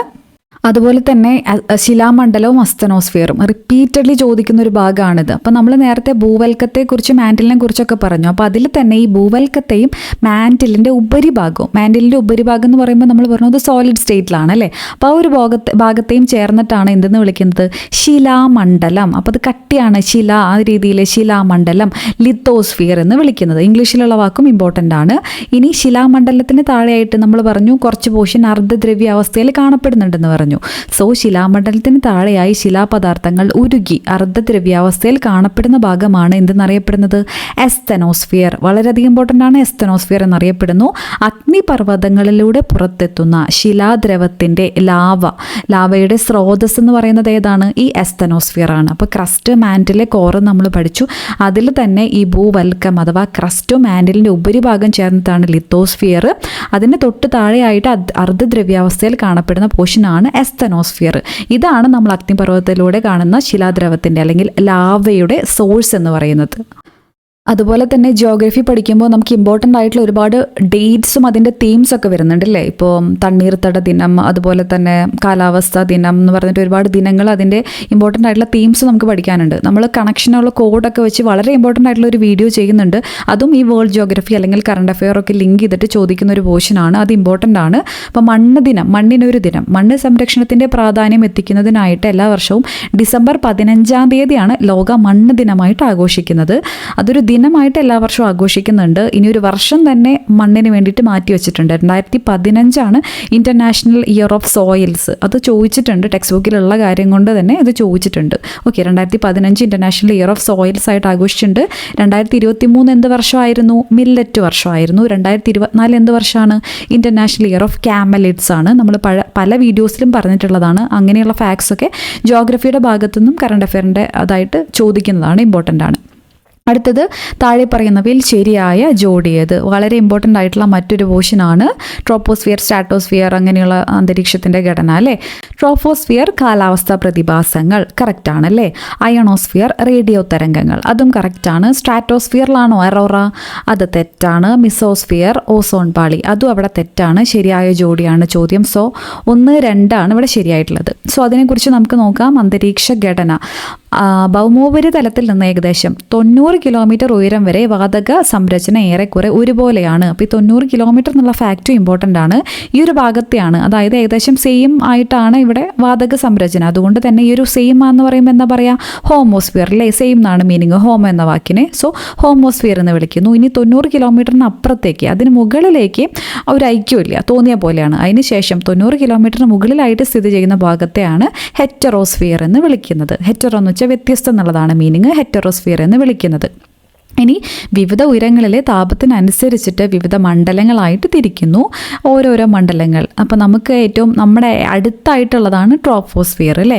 ട്രോപ്പോസ്ഫിയറിലാണ് ഈ കാലാവസ്ഥയുടെ മാറ്റങ്ങളൊക്കെ നമുക്ക് കാണാനായിട്ട് പറ്റുന്നത്. ട്രോപ്പോസ്ഫിയർ, അതിന് തൊട്ട് മുകളിലായിട്ട് സ്ട്രാറ്റോസ്ഫിയർ, അതിന് മുകളിലായിട്ട് മിസോസ്ഫിയർ, ഏറ്റവും മുകളിലായിട്ട് തെർമോസ്ഫിയർ. വളരെ ഇമ്പോർട്ടൻ്റ് ആണ്. ഇതിൻ്റെ ഓരോന്നിൻ്റെ ഇടയിൽ സംക്രമണ മേഖലകളുണ്ട്. അപ്പോൾ ഇതിനെക്കുറിച്ച് നമുക്ക് വളരെ ഡീറ്റെയിൽ ആയിട്ട് പഠിക്കാനുണ്ട്. സംക്രമണ മേഖലകൾ എന്താണ്, പ്രധാന അന്തരീക്ഷ മണ്ഡലങ്ങളെ തമ്മിൽ വേർതിരിക്കുന്ന അന്തരീക്ഷ ഭാഗങ്ങളെയാണ് സംക്രമണ മേഖലകൾ എന്ന് വിളിക്കുന്നത്. അപ്പോൾ ഈ ഒരു ഇമേജും നമുക്ക് എല്ലാവർക്കും വളരെ ഈസി ആയിട്ട് പഠിക്കാൻ വേണ്ടി SCERT കൊടുത്തേക്കുന്നതാണല്ലോ. അപ്പോൾ ഇതാണ് ട്രോപ്പോസ്ഫിയർ. ഇതിൻ്റെ ഇടയിലാണ് ട്രോപ്പോപോസ് എന്നുള്ളൊരു സംക്രമണ മേഖല വരുന്നത്. ഇവിടെ എന്താണ്, ഇപ്പോൾ നമുക്ക് മഴയും ചൂടും ഒക്കെ എക്സാമ്പിളായിട്ട് കൊടുത്തിട്ടുണ്ട്. ഇവിടെയാണ് കാലാവസ്ഥയിൽ ഉണ്ടാകുന്ന വ്യത്യസ്ത പ്രതിഭാസങ്ങൾ ഫീൽ ചെയ്യുന്നതാണ് ട്രോപ്പോപോസ്. ഓക്കെ, ഇനി അപ്പോൾ 13 കിലോമീറ്റർ വരെയാണ് ഏകദേശം ഉയരം എന്ന് പറയുന്നത്. സ്ട്രാറ്റോസ്ഫിയർ ആണ്. ഓസ്മോൺ പാളിയൊക്കെ കാണുന്നത് സ്ട്രാറ്റോസ്ഫിയറിലാണ്. അപ്പോൾ 50 കിലോമീറ്റർ വരെയാണ് സ്ട്രാറ്റോസ്ഫിയർ വരുന്നത്. ഇനി അതിൻ്റെ സംക്രമണ മേഖലയായിട്ട് സ്ട്രാറ്റോപോസ് സ്ട്രാറ്റോപാസ് വരുന്നുണ്ട്. അതിന് മുകളിലായിട്ട് ഏതാണ്? മിസോസ്ഫിയർ ആണ്. മിസോസ്ഫിയറിലാണ് പ്രധാനമായിട്ട് എന്ത് കാണപ്പെടുന്നത്? ഉൽക്കകൾ കാണപ്പെടുന്നത്. മിസോപാസ്, അതിനുശേഷം അയണോസ്ഫിയർ. ഓക്കെ, തെർമോസ്ഫിയറിൻ്റെ ഒരു ഭാഗമായിട്ടാണ് അയണോസ്ഫിയർ. 80 കിലോമീറ്ററിന് മുകളിലാണ്. അപ്പോൾ ഇതിൻ്റെ കിലോമീറ്റർ ഓരോന്നിൻ്റെയും പ്രത്യേകതയൊക്കെ നമുക്ക് ഇമ്പോർട്ടൻ്റ് ആയിട്ട് പഠിക്കാനുള്ളതാണ്. അപ്പോൾ ആദ്യം ട്രോപ്പോസ്ഫിയർ, ഭൂമിയോട് ചേർന്ന് കിടക്കുന്ന ഈ അന്തരീക്ഷ മണ്ഡലം ഏകദേശം 13 കിലോമീറ്റർ ഉയരം വരെയാണ്. മധ്യരേഖ പ്രദേശത്ത് വായു ചൂട് പിടിച്ച് ഉയരങ്ങളിലേക്ക് വ്യാപിക്കുന്നതിനാൽ ഇവിടെ ഈ 13 കിലോമീറ്റർ നിന്നുള്ളത് 18 കിലോമീറ്റർ വരെ ആവാറുണ്ട്. ഇമ്പോർട്ടൻ്റ് ആയിട്ട് മേഘരൂപീകരണം, മഴ, മഞ്ഞ്, കാറ്റ്, ഇടിമിന്നൽ തുടങ്ങിയ അന്തരീക്ഷ പ്രതിഭാസങ്ങളെല്ലാം ഈ ഒരു മണ്ഡലത്തിലാണ് കാണിക്കുന്നത്. ഇനി നമ്മൾ ഇന്ത്യൻ ജോഗ്രഫി പഠിച്ചപ്പോൾ അവിടെ ഡിസ്കസ് ചെയ്തിട്ടുണ്ടായിരുന്ന ഒരു ഫാക്റ്റാണ് ട്രോപ്പോസ്ഫിയറിൽ ഓരോ 165 മീറ്റർ ഉയരത്തിനും 1 ഡിഗ്രി സെൽഷ്യസ് എന്ന ഉയരത്തിൽ താപം കുറഞ്ഞു വരുന്നു. ഇതിൻ്റെ ഒരു ആപ്ലിക്കേഷൻ ലെവൽ ക്വസ്റ്റ്യൻസ് നമ്മൾ ഇന്ത്യൻ ജോഗ്രഫി ക്ലാസ്സിൽ ഡിസ്കസ് ചെയ്തിട്ടുണ്ടായിരുന്നതാണ്. അതിനെയാണ് നോർമൽ ലാപ്സ് റേറ്റ് എന്ന് വിളിക്കുന്നത്. സംക്രമണ മേഖലയാണ് ട്രോപ്പോപാസ് എന്ന് വിളിക്കുന്നത്. ഓക്കെ, ഇനി സ്ട്രാറ്റോസ്ഫിയർ, ട്രോപ്പോപാസിൽ തുടങ്ങി ഭൂമിയിൽ നിന്ന് ഏകദേശം 50 കിലോമീറ്റർ വരെ ഉയരം. അപ്പോൾ ഈ ഒരു സ്റ്റേറ്റ്മെൻ്റ് ആയിട്ട് തന്നിട്ട് ഏതിനെക്കുറിച്ചാണ് പറയുന്നത്, ഏത് അന്തരീക്ഷ മണ്ഡലം എന്നുള്ള രീതിയിലൊക്കെ ചോദിക്കാറുണ്ട്. അതുകൊണ്ട് കിലോമീറ്ററൊക്കെ നിസ്സാരമായിട്ട് കാണരുത്, ഇമ്പോർട്ടൻ്റ് ആണ്. സ്ട്രാറ്റോസ്ഫിയറിന് താഴ്ന്ന വിധാനങ്ങളിൽ ഉയരം കൂടുന്നതിനനുസരിച്ച് താപനിലയിൽ മാറ്റം അനുഭവപ്പെടുന്നില്ല. നമ്മൾ ആ മുന്നേ ഒരു ഇമേജ് കണ്ടിട്ടുണ്ടായിരുന്നല്ലേ, ഒരു ഗ്രാഫ് പോലെ. അപ്പോൾ ഇവിടെ ഈ ഗ്രാഫ് നമ്മൾ കറക്റ്റായിട്ട് നോക്കുമ്പോൾ ഇവിടെ ഉയരമാണ് കൊടുത്തേക്കുന്നത്, ഇവിടെ ടെമ്പറേച്ചറാണ് കൊടുത്തേക്കുന്നത്. അപ്പോൾ ആദ്യം ഇങ്ങോട്ട് ട്രോപ്പോസ്ഫിയറിൽ എന്താണ് സംഭവിക്കുന്നത്, അതാണ് ഓരോ 165 മീറ്ററിലും 1 ഡിഗ്രി വെച്ച് കുറയുന്നു എന്ന് പറഞ്ഞു. ടെമ്പറേച്ചർ കുറയാണ് എത്തുന്നത്. ഓക്കെ, ഇവിടെ ഒരു സമതാപ മേഖല വരുന്നുണ്ട്. അത് കഴിഞ്ഞ് കഴിഞ്ഞാൽ പിന്നെ എന്താണ്, ടെമ്പറേച്ചർ കൂടുകയാണ്. പിന്നെ ടെമ്പറേച്ചർ ഈ സ്ട്രാറ്റോപാസിൽ എത്തിയിട്ട് പിന്നെ മുകളിലോട്ട് പോകുന്നതോറും പിന്നെ എന്താണ്, പിന്നെയും ടെമ്പറേച്ചർ ഒരു സിക്സാഗ് മൂവ്മെൻ്റ് ആണ് അല്ലേ. പിന്നെയും ടെമ്പറേച്ചർ കുറയാണ്. പിന്നെ ഇങ്ങോട്ട് പോകുന്നതോറും ടെമ്പറേച്ചർ അങ്ങനെ കൂടിക്കൂടി വരികയാണ്. അപ്പോൾ ആദ്യം കുറയുന്നു, പിന്നെ കൂടുന്നു, അതിൻ്റെ ഇടയിലൊരു സമതാപ മേഖലയുണ്ട്, അത് നമുക്ക് നോക്കാം. പിന്നെ കുറയുന്ന ഒരു സിക്സാഗ് മൂവ്മെൻ്റ് ആണ്. ഓക്കെ, അപ്പോൾ അതൊരു ആ ഒരു ഗ്രാഫിൽ നിന്ന് നമുക്ക് കുറേ അങ്ങനത്തെ ചോദ്യങ്ങളൊക്കെ വന്നു കഴിഞ്ഞാൽ നമുക്ക് ആൻസർ ചെയ്താനായിട്ട് പറ്റും. സോ സ്ട്രാറ്റോസ്ഫിയർ താഴ്ന്ന വിധാനങ്ങളിൽ ഉയരം കൂടുന്നതിനനുസരിച്ച് ഒരു കുറച്ച് പോർഷനിൽ മാറ്റം അനുഭവപ്പെടുന്നില്ല. ഈ ഒരു മേഖലയാണ് സമതാപ മേഖല എന്ന് അറിയപ്പെടുന്നത്. അപ്പോൾ സമതാപ മേഖല എവിടെയാണ് കാണുന്നത്? സ്ട്രാറ്റോസ്ഫിയർ ആണ്. സ്ട്രാറ്റോ, സമതാപം, ഒരു എസ് സെയിം ആണ് അല്ലേ. ഓസോൺ പോളി ഹാനികരമായ അൾട്രാവയലറ്റ് കിരണങ്ങൾ ആഗിരണം ചെയ്ത് ഭൂമിയിലെത്താതെ നിയന്ത്രിക്കുന്നു. സോ ഓസോൺ പോളി കാണുന്നത് എവിടെയാണ്? സ്ട്രാറ്റോസ്ഫിയറിലാണ്. തെളിഞ്ഞ അന്തരീക്ഷ സ്ഥിതിയും വായു അറകളുടെ അസാന്നിധ്യവും കൊണ്ട് ജെറ്റ് വിമാനങ്ങളുടെ സുഗമ സഞ്ചാരം. അപ്പോൾ നമുക്ക് ഇവിടെ ഇമേജിലൊരു ജെറ്റ് വിമാനം പോകുന്നുണ്ടല്ലോ, അത് എവിടെയാണ്? സ്ട്രാറ്റോസ്ഫിയറിലാണ്. സ്ട്രാറ്റോസ്ഫിയറിന് മുകളിലുള്ള സംക്രമണ മേഖലയെ സ്ട്രാറ്റോപാസ് എന്ന് വിളിക്കുന്നു. ഇനി മിസോസ്ഫിയർ 50 മുതൽ 80 കിലോമീറ്റർ വരെയാണ് എന്ത്?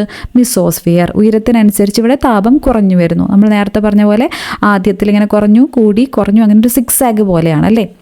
ഏറ്റവും കുറഞ്ഞ താപനില രേഖപ്പെടുത്തുന്നത് നമ്മൾ ആ ഒരു ഗ്രാഫിൽ നമുക്ക് നോക്കുകയാണെങ്കിൽ വളരെ കൃത്യമായിട്ട് മനസ്സിലാക്കാനായിട്ട് പറ്റും. കുറഞ്ഞ താപനില മിസോപാസിലാണ്, -80 ഡിഗ്രി സെൽഷ്യസ് മുതൽ -100 വരെ.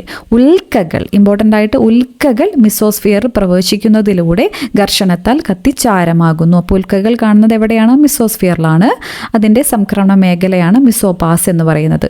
ഇനി തെർമോസ്ഫിയർ, അപ്പോൾ ഏറ്റവും ടോപ്പ് അന്തരീക്ഷ മണ്ഡലത്തിൽ ഏതാണെന്നൊക്കെ ചോദിക്കും. അതേതാണ്? തെർമോസ്ഫിയർ ആണ്. 80 മുതൽ 600 കിലോമീറ്റർ വരെ ഉയരത്തിൽ വ്യാപിച്ചിരിക്കുന്നു. ഉയർന്തോലും, തെർമോ എന്ന് പറയുമ്പോൾ പേരിൽ തന്നെ ചൂടാണ് അല്ലേ. ടെമ്പറേച്ചർ എന്തായിരിക്കും? കൂടാണ്, ഗണ്യമായി വർദ്ധിക്കുന്നു. തെർമോസ്ഫിയറിൻ്റെ താഴ്ന്ന ഭാഗത്തെയാണ് എന്ത് വിളിക്കുന്നത്? അയണോസ്ഫിയർ എന്ന് വിളിക്കുന്നത്. അയണോസ്ഫിയർ റേഡിയോ പരിപാടികളുടെ ദീർഘദൂര പ്രക്ഷേപണം സാധ്യമാക്കുന്നു. അയൺസ് ഒക്കെ പ്രസന്റ് ആയതുകൊണ്ട് അയണോസ്ഫിയർ റേഡിയോ പരിപാടികളുടെ ദീർഘദൂര പ്രക്ഷേപണം സാധ്യമാക്കുന്നു. അപ്പോൾ ഈ ഒരു ടേബിൾ നമുക്ക് ഫില്ല് ചെയ്യാൻ പറ്റുന്നുണ്ടോ നോക്കാം. അപ്പോൾ ഉയരത്തിനനുസരിച്ച് താപം വർദ്ധിക്കുന്നു. എവിടെയൊക്കെയാണ്? ട്രോപ്പോസ്ഫിയറിൽ നമ്മൾ പറഞ്ഞു താപം കുറയാണ്. ഗ്രാഫ് ഓർമ്മയുണ്ടല്ലോ, ആദ്യം കുറഞ്ഞു, അപ്പോൾ ഇവിടെ കുറയാണ്. സ്ട്രാറ്റോസ്ഫിയറിൽ വരുമ്പോൾ കൂടുകയാണ്. കുറച്ച് മേഖലയിൽ താപത്തിന് ഒന്നും സംഭവിക്കുന്നില്ല. അവിടെ സമതാപ മേഖല കാണുന്നത് സ്ട്രാറ്റോസ്ഫിയറിലാണ്. പിന്നെ മിസോസ്ഫിയർ പറയുമ്പോൾ പിന്നെയും താപം എന്താണ് ചെയ്യുന്നത്? താപം കുറയാണ്. ഏറ്റവും കുറവ് ഡിഗ്രി ടെമ്പറേച്ചർ അനുഭവപ്പെടുന്നത് മിസോസ്ഫിയറാണ്. തെർമോസ്ഫിയർ ആ പേര് തന്നെയുണ്ട്, ഒറ്റയടിക്ക് അങ്ങ് കയറുകയാണ്, ടെമ്പറേച്ചർ വർദ്ധിക്കുകയാണ്. ഉയരത്തിനനുസരിച്ച് താപം കുറയുന്നു. അതിൻ്റെ ഉൾട്ട അല്ലേ. ഇനി കാലാവസ്ഥാ പ്രതിഭാസങ്ങൾ ഉണ്ടാകുന്നത് എവിടെയാണ്? നമ്മൾ പറഞ്ഞു ട്രോപ്പോസ്ഫിയറിലാണ്. അൾട്രാവയലറ്റ് കിരണങ്ങളെ തടഞ്ഞു നിർത്തുന്നു. എന്ത്? ഓസോൺ പാളി. അതെവിടെയാണ് കാണുന്നത്? സ്ട്രാറ്റോസ്ഫിയറിലാണ്. ജെറ്റ് വിമാനങ്ങൾക്ക് സുഗമമായി സഞ്ചരിക്കാൻ കഴിഞ്ഞു. തെളിഞ്ഞ ആകാശമൊക്കെ ഉള്ളതുകൊണ്ട് സ്ട്രാറ്റോസ്ഫിയറിലാണ്. ഉൽക്കാപതനത്തിൽ നിന്ന് ഭൂമിയെ സംരക്ഷിക്കുന്നത്, ഉൽക്കകളൊക്കെ കാണുന്നത് എവിടെയാണ്? മിസോസ്ഫിയറിലാണ്. ഏറ്റവും കുറഞ്ഞ താപനില രേഖപ്പെടുത്തുന്നതും മിസോസ്ഫിയറിലാണ്. അയോണീകരണം നടക്കുന്നത് തെർമോസ്ഫിയറിലാണ്. തെർമോസ്ഫിയറിൻ്റെ തന്നെ താഴത്തെ ഭാഗമാണ് അയണോസ്ഫിയർ തെർമോസ്ഫിയർ എന്നും കൂടെ അറിയപ്പെടുന്നത്. റേഡിയോ തരംഗങ്ങളെ പ്രതിഫലിപ്പിക്കുന്നതും തെർമോസ്ഫിയർ ആണ്. ഓക്കെ, അപ്പോൾ അത് വൃത്തിയായിട്ട് മനസ്സിലായി എന്ന് വിശ്വസിക്കുന്നു. അടുത്ത ചോദ്യം, താഴെ കൊടുത്തിരിക്കുന്നവയിൽ അന്തരീക്ഷത്തിൻ്റെ ഏറ്റവും മുകളിലത്തെ പാളി ഏത്? നമ്മൾ പറഞ്ഞതാണ് ഇപ്പോൾ തന്നെ, ഏറ്റവും മുകളിലത്തെ പാളി എന്ന് പറയുമ്പോൾ അത് തെർമോസ്ഫിയർ ആണ്. ഓപ്ഷൻ സി ആണ് ഇവിടെ കറക്റ്റ് ആയിട്ടുള്ള ആൻസർ ആയിട്ട് വരുന്നത്. സമുദ്രനിരപ്പിൽ നിന്നും ഒരേ ഉയരത്തിലുള്ള സ്ഥലങ്ങളെ തമ്മിൽ യോജിപ്പിച്ചും ഭൂപടങ്ങളിൽ വരയ്ക്കുന്ന സാങ്കല്പിക രേഖകളാണ് എന്ത്? ഒരേ ഉയരത്തിലുള്ള സ്ഥലങ്ങളെ വരയ്ക്കുന്നതാണ് എന്ത്? കോണ്ടൂർ രേഖകളാണ് അല്ലേ. ഓപ്ഷൻ ബി ആണ് കറക്റ്റ് ആയിട്ടുള്ള ആൻസർ. ഒരേ ഉയരത്തിലാണെങ്കിൽ കോണ്ടൂർ രേഖകൾ വളരെയധികം ഇമ്പോർട്ടൻ്റ് ആണ്. അതിൻ്റെ സിമ്പലൊക്കെ നമ്മൾ കണ്ടു. ഇനി താഴെ കൊടുത്തിരിക്കുന്ന പ്രസ്താവനകളിൽ സൗരയൂഥത്തിലെ ആദ്യത്തെ 2 ഗ്രഹങ്ങളിൽ ഉൾപ്പെടുന്നവ ഏത്? അപ്പം സൗരയൂഥത്തിൽ സൂര്യനുമായിട്ടുള്ള ഡിസ്റ്റൻസിൻ്റെ ബേസിസിൽ ഓർഡർ ചെയ്തിട്ടുണ്ട് അല്ലേ. അപ്പം 8 ഗ്രഹങ്ങളാണ് നിലവിലുള്ളത്. അപ്പോൾ ഇതിൻ്റെ ഓർഡറിൽ ആദ്യത്തെ 2 ഗ്രഹങ്ങളിൽ, അപ്പോൾ ഇതിൻ്റെ ഓർഡർ എന്ന് പറയുമ്പോൾ ആദ്യം ഏതാണ് വരുന്നത്? ബുധൻ. ഏറ്റവും അടുത്ത്, സൂര്യനോട് ഏറ്റവും അടുത്ത് കിടക്കുന്ന ഗ്രഹമാണ് ബുധൻ. അത് കഴിഞ്ഞിട്ട് ശുക്രൻ. ബുധൻ, ശുക്രൻ, ഭൂമി, ചൊവ്വ, വ്യാഴം, ശനി, യുറാനസ്, നെപ്റ്റ്യൂൺ. ഇതാണ് ഓർഡർ വരുന്നത് അല്ലേ. അപ്പോൾ ബുധൻ ആദ്യം ഉണ്ട്, തൊട്ടടുത്ത് കിടക്കുന്നത് ബുധനാണ്. അതിനുശേഷം ശുക്രൻ, അതിനുശേഷം ഭൂമി, അത് കഴിഞ്ഞിട്ട് പിന്നെ ചൊവ്വ, വ്യാഴം, ശനി. ഒരു ഓർഡർ ഉണ്ട്, ചൊവ്വ, വ്യാഴം, ശനി. അപ്പോൾ ആലോചിക്കണം, ബുധൻ ആദ്യം വരുന്നുണ്ട്, പിന്നെ യുറാനസ്, നെപ്റ്റ്യൂൺ. ഇങ്ങനെയാണ് 8 ഗ്രഹങ്ങളുടെ ഓർഡർ വരുന്നത് അല്ലേ. അപ്പോൾ ആദ്യത്തെ 2 എന്ന് പറയുമ്പോൾ ബുധനും ശുക്രനും. ഓപ്ഷൻ ഡി ആണ് ഇവിടെ കറക്റ്റ് ആയിട്ടുള്ള ആൻസർ. അടുത്തത്, അഗ്നിപർവ്വതങ്ങളിലൂടെ ബഹിർഗമിക്കുന്ന ശിലാദ്രവത്തിൻ്റെ പ്രഭവ മണ്ഡലമാണ്. നമ്മൾ ഡിസ്കസ് ചെയ്ത ഫാക്റ്റാണ്. എസ്തനോസ്ഫിയർ ആണ് അല്ലേ. ഓപ്ഷൻ സി ആണ് കറക്റ്റ് ആയിട്ടുള്ള ആൻസർ. താഴെ നൽകിയിട്ടുള്ളതിൽ മിസോസ്ഫിയറിൻ്റെ സവിശേഷതകൾ എന്തൊക്കെ? വൈദ്യുത ചാർജുള്ള അയൺ കണികളുടെ സാന്നിധ്യമുള്ള പാളിയാണ്. അത് തെറ്റാണ്, അത് നമ്മൾ പറഞ്ഞു. അയണോസ്ഫിയർ അല്ലെങ്കിൽ തെർമോസ്ഫിയർ ആണ്. സൂര്യനിൽ നിന്ന് പ്രസരിക്കുന്ന ഏറ്റവും അപകടകാരിയായ അൾട്രാവയലറ്റ് രശ്മികളെ ആഗിരണം ചെയ്ത് രക്ഷാകവചമായിട്ട് വർത്തിക്കുന്നത് ഓസോൺ പാളിയാണ്. അതവിടെയാണോ? അതവിടെയല്ല, അത് സ്ട്രാറ്റോസ്ഫിയർ ആണ്. അതും തെറ്റാണ്.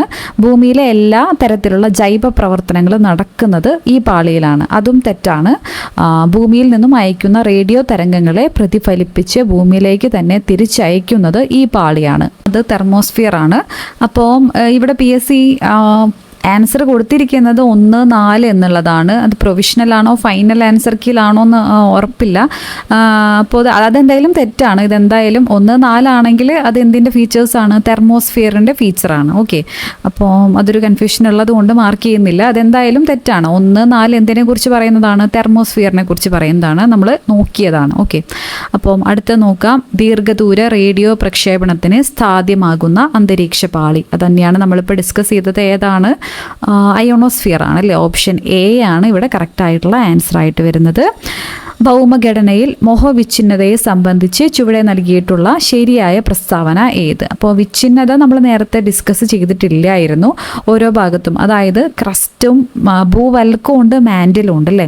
അപ്പോൾ അവിടെയുള്ള വിച്ഛിന്നതയാണ് എന്തെന്ന് പറയുന്നത്? മോഹോവിച്ഛിന്നത. ഇനി മാൻഡിലും കോറും, മാൻഡിലും കാമ്പും, അതിനിടയ്ക്ക് വരുന്ന വിച്ഛിന്നതയാണ് എന്തെന്ന് പറയുന്നത്? ഗുട്ടൻബർഗ് വിച്ഛിന്നത എന്ന് പറയുന്നത്. അപ്പോൾ ഇവിടെ മോഹോവിച്ഛിന്നതയെ സംബന്ധിച്ച് ചൂടെ നൽകിയിട്ടുള്ളതിൽ ശരിയായ പ്രസ്താവനയാണ് ചോദിക്കുന്നത്. ഭൂമിയുടെ പുറംപാളിയായ ഭൂവൽക്കത്തെ മാൻഡിലിൽ നിന്നും വേർതിരിക്കുന്നു. അത് കറക്റ്റായിട്ടുള്ള പ്രസ്താവനയാണ്. മോഹോവിച്ഛിന്നതയിൽ തുടങ്ങി 2900 കിലോമീറ്റർ ആഴം വരെ മാൻഡിൽ വ്യാപിച്ചിരിക്കുന്നു. അതും കറക്റ്റായിട്ടുള്ള സ്റ്റേറ്റ്മെൻ്റ് ആണ്. നമ്മൾ ഡിസ്കസ് ചെയ്തതാണ് ഈ ഒരു മെഷർമെൻറ്റ്. ശിലാമണ്ഡലത്തിന് തൊട്ടു താഴെ അർദ്ധദ്രാവസ്ഥയിൽ കാണുന്ന ഭാഗമാണ് മോഹോവിച്ഛിന്നത. അല്ല, അതാണ് എന്ത്? എസ്തനോസ്ഫിയർ. അപ്പോൾ അത് തെറ്റായിട്ടുള്ള സ്റ്റേറ്റ്മെൻ്റ് ആണ്. ശിലാദ്രവത്തിൻ്റെ പ്രഭവ സ്ഥാനമാണ് മോഹോവിച്ഛിന്നത. അതും തെറ്റായിട്ടുള്ള സ്റ്റേറ്റ്മെൻ്റ് ആണ്. അത് എസ്തനോസ്ഫിയർ ആണ്. അപ്പോൾ ഇവിടെ 1, 2 ആണ് ഇവിടെ ശരിയായിട്ടുള്ളത്. ഓക്കെ, അപ്പോൾ കറക്റ്റ് ആയിട്ടുള്ള ആൻസർ ഓപ്ഷൻ എ ആണ്. ഭൂമിയുടെ വൻകര ഭൂവൽക്കത്തിൽ അടങ്ങിയിരിക്കുന്ന പ്രധാന ധാതുക്കൾ. അപ്പോൾ സിയാലുണ്ട്, സെമിയുണ്ട് പറഞ്ഞു. വൻകര എന്ന് പറയുമ്പോൾ ഏതാലോചിക്കണം? സിയാലാണ് അല്ലേ. അപ്പോൾ സിലിക്കയും അലുമിനിയാണ്. അപ്പോൾ അലുമിനിയം, സിലിക്ക. ഓപ്ഷൻ ഡി ആണ് ഇവിടെ കറക്റ്റ് ആയിട്ടുള്ള ആൻസർ ആയിട്ട് വരുന്നത്. അടുത്തത്, താഴെ തന്നിരിക്കുന്നതിൽ അവസാദ ശിലകൾക്ക് ഉദാഹരണമല്ലാത്തത്. അപ്പോൾ റിപ്പീറ്റ് ചെയ്യുന്നതാണല്ലേ പോർഷൻസ്. അവസാദ ശിലകൾ നമ്മൾ ഡിസ്കസ് ചെയ്തു. മണൽക്കല്ല്, ചുണ്ണാമ്പ് കല്ലൊക്കെ ഉദാഹരണമാണ്. ഉദാഹരണമല്ലാത്തതാണ് ഇവിടെ ചോദ്യം. ഓപ്ഷൻ സി ബസാൾട്ട് എന്നുള്ളതാണ് കറക്റ്റ് ആയിട്ടുള്ള ആൻസർ. അതെന്ന് പറയുമ്പോൾ എന്താണ്? ആഗ്നേയശില അല്ലെങ്കിൽ ഇഗ്നിയസ് റോക്സിന് എക്സാമ്പിൾ ആണ്. അടുത്തത്, ഉഷ്ണമേഖല ഉയർന്ന മർദ്ദത്തിൽ നിന്ന് ഭൂമധ്യരേഖ താഴ്ന്ന മർദ്ദ മേഖലയിലേക്ക് വീശുന്ന കാറ്റ്. അപ്പോൾ കാറ്റുകൾ ഇമ്പോർട്ടൻ്റ് ആയിട്ടുള്ള പോർഷനാണ്. മനസ്സിലാക്കി പഠിക്കുകയാണെങ്കിൽ വളരെയധികം സിമ്പിളാണ്.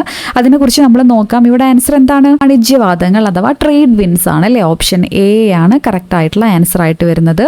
ഇതും കൂടെ നോക്കിയിട്ട് നമുക്കതിൻ്റെ ഡിസ്കഷനിലോട്ട് വരാം. ധ്രുവങ്ങളിലെ ഉച്ചമർദ്ദ കേന്ദ്രങ്ങളിൽ നിന്നും ഉപോഷ്ണ മേഖലയിലേക്ക് വീശുന്ന കാറ്റ് ഏത്? അപ്പോൾ ധ്രുവങ്ങളിൽ എന്ന് പറയുമ്പോൾ ഏതാണ്? ഈസ്റ്റേർലൈസ് ആണ് അല്ലേ. ഈസ്റ്റേർലൈസ് അല്ലെങ്കിൽ ധ്രുവീയ വാദങ്ങളാണ്, ധ്രുവീയ പൂർവ്വവാദങ്ങൾ. ഓപ്ഷൻ ഡി ആണ് കറക്റ്റ് ആയിട്ടുള്ള ആൻസർ. സോ കാറ്റുകൾ വളരെ ഇമ്പോർട്ടൻ്റ് ആയിട്ടുള്ള ഭാഗമാണ്. കാറ്റുകൾ നമുക്ക് പഠിക്കാം. അപ്പോൾ കാറ്റുകൾ നിങ്ങൾക്ക് അറിയുന്നുണ്ടാവും, അറിയാത്തവർക്ക് വേണ്ടിയിട്ട് അല്ലെങ്കിൽ ഒന്ന് റിവിഷനും കൂടെ വേണ്ടിയിട്ട് ഒന്ന് ഓർത്തെടുക്കുക. നമ്മൾ കാറ്റുകൾ അതിൻ്റെ ഡയറക്ഷനൊക്കെ പഠിക്കുമ്പോൾ ബൈഹാർട്ട് പഠിക്കുകയാണെങ്കിൽ തെറ്റിപ്പോകാനാണ് സാധ്യത ഈ ഡയറക്ഷനൊക്കെ. പക്ഷേ കുറച്ച് കാര്യങ്ങൾ മനസ്സിലാക്കുകയാണെങ്കിൽ വളരെ സിമ്പിളാണ്. അപ്പം നമ്മൾ നേരത്തെ പറഞ്ഞു സൂര്യൻ ഉദിക്കുമ്പോൾ സൂര്യൻ ഏറ്റവും കൂടുതൽ അടിക്കുന്നത് ഈ ഭൂമധ്യരേഖയിലാണ്, ഏറ്റവും കൂടുതൽ ടെമ്പറേച്ചർ അവിടെയാണെന്നൊക്കെ നമ്മൾ ആദ്യം ക്വസ്റ്റ്യൻ ഡിസ്കസ് ചെയ്തപ്പോൾ പറഞ്ഞല്ലേ. അപ്പോൾ അവിടെ എന്താണ്? ടെമ്പറേച്ചർ വളരെ കൂടുതലാണ്, ഹൈ ടെമ്പറേച്ചറാണ്. ഈ പ്രഷറും ടെമ്പറേച്ചറും, മർദ്ദവും ടെമ്പറേച്ചർ എന്ന് പറയുന്നത്, പ്രഷറും ടെമ്പറേച്ചർ എന്നുള്ള വാക്കാണ് കുറച്ചും കൂടെ സൗകര്യം, അതുകൊണ്ടാണ് ഇംഗ്ലീഷ് ടേംസ് യൂസ് ചെയ്യുന്നത്. ഓക്കെ, അപ്പം അത് ഇൻവേഴ്സ്ലി പ്രൊപ്പോർഷണലാണ്. അതായത് ഒരെണ്ണം കൂടിയിരിക്കുമ്പോൾ ഒരെണ്ണം കുറയും. അതാണ് ടെമ്പറേച്ചറും പ്രഷറും തമ്മിലുള്ള മെയിൻ ആയിട്ടുള്ള വ്യത്യാസം എന്ന് പറയുന്നത്. ഓക്കെ, അപ്പോൾ ആ ഒരു കാര്യം നിങ്ങളുടെ മനസ്സിലുണ്ടാവണം. ഇവിടെ എന്ന് പറയുമ്പോൾ എന്താണ്? ടെമ്പറേച്ചർ, ചൂട് കൂടുതലായിരിക്കും. അതിനർത്ഥം ഇവിടെ എന്താണ്? പ്രഷർ കുറവായിരിക്കും. അപ്പോൾ ആ ഒരു കാര്യം മനസ്സിലുണ്ടെങ്കിൽ ഇവിടെ എന്താണ്? ഇത് ലോ പ്രഷറാണ്, മർദ്ദം കുറവാണ്, അതായത് ന്യൂനമർദ്ദ മേഖലയാണ് ഇതെന്ന് പറയുന്നത്. കാരണം നമ്മൾ പറഞ്ഞു സൂര്യൻ ഡയറക്റ്റ് അടിക്കുമ്പോൾ അവിടെ ടെമ്പറേച്ചർ വളരെ കൂടുതലായിരിക്കും. അപ്പോൾ ഇതെന്താണ്? ന്യൂനമർദ്ദമാണ്. അപ്പോൾ ന്യൂനമർദ്ദമാണെങ്കിൽ അതിൻ്റെ തൊട്ട് മുകളിലുള്ള ലൈൻ എന്ന് പറയുമ്പോൾ അതിൻ്റെ ഓപ്പോസിറ്റ് ആയിരിക്കും. ഇവിടെ ഉച്ചമർദ്ദ മേഖല, പിന്നെ തൊട്ട് മുകളിൽ ന്യൂനമർദ്ദ മേഖല, ഏറ്റവും മുകളിൽ ഉച്ചമർദ്ദ മേഖല. അപ്പോൾ ഇതിൻ്റെ കാര്യം മാത്രം ആലോചിക്കുക. ബാക്കിയുള്ളത് നമുക്ക് സിമ്പിളായിട്ട് അതുപോലെ തന്നെ താഴോട്ട് മുകളിലോട്ട് നമുക്ക് ആൻസർ എഴുതാനായിട്ട് പറ്റും. പിന്നെ ഡയറക്ഷൻ കിട്ടാൻ വേണ്ടിയിട്ട് നമ്മൾ മനസ്സിലാക്കേണ്ടത് കാറ്റ് എന്ന് പറയുമ്പോൾ കാറ്റിൻ്റെ ഡെഫിനേഷൻ എന്താണ്? എന്താണ് ഈ വിൻഡ്? ഇവിടെ SCERT തന്നെ കൊടുത്തിട്ടുണ്ട്. ഹൈ പ്രഷറിൽ നിന്ന് ലോ പ്രഷറിലേക്ക്. ഓക്കെ, ഹൈ പ്രഷർ എന്താണ് മലയാളം വരുമ്പോൾ?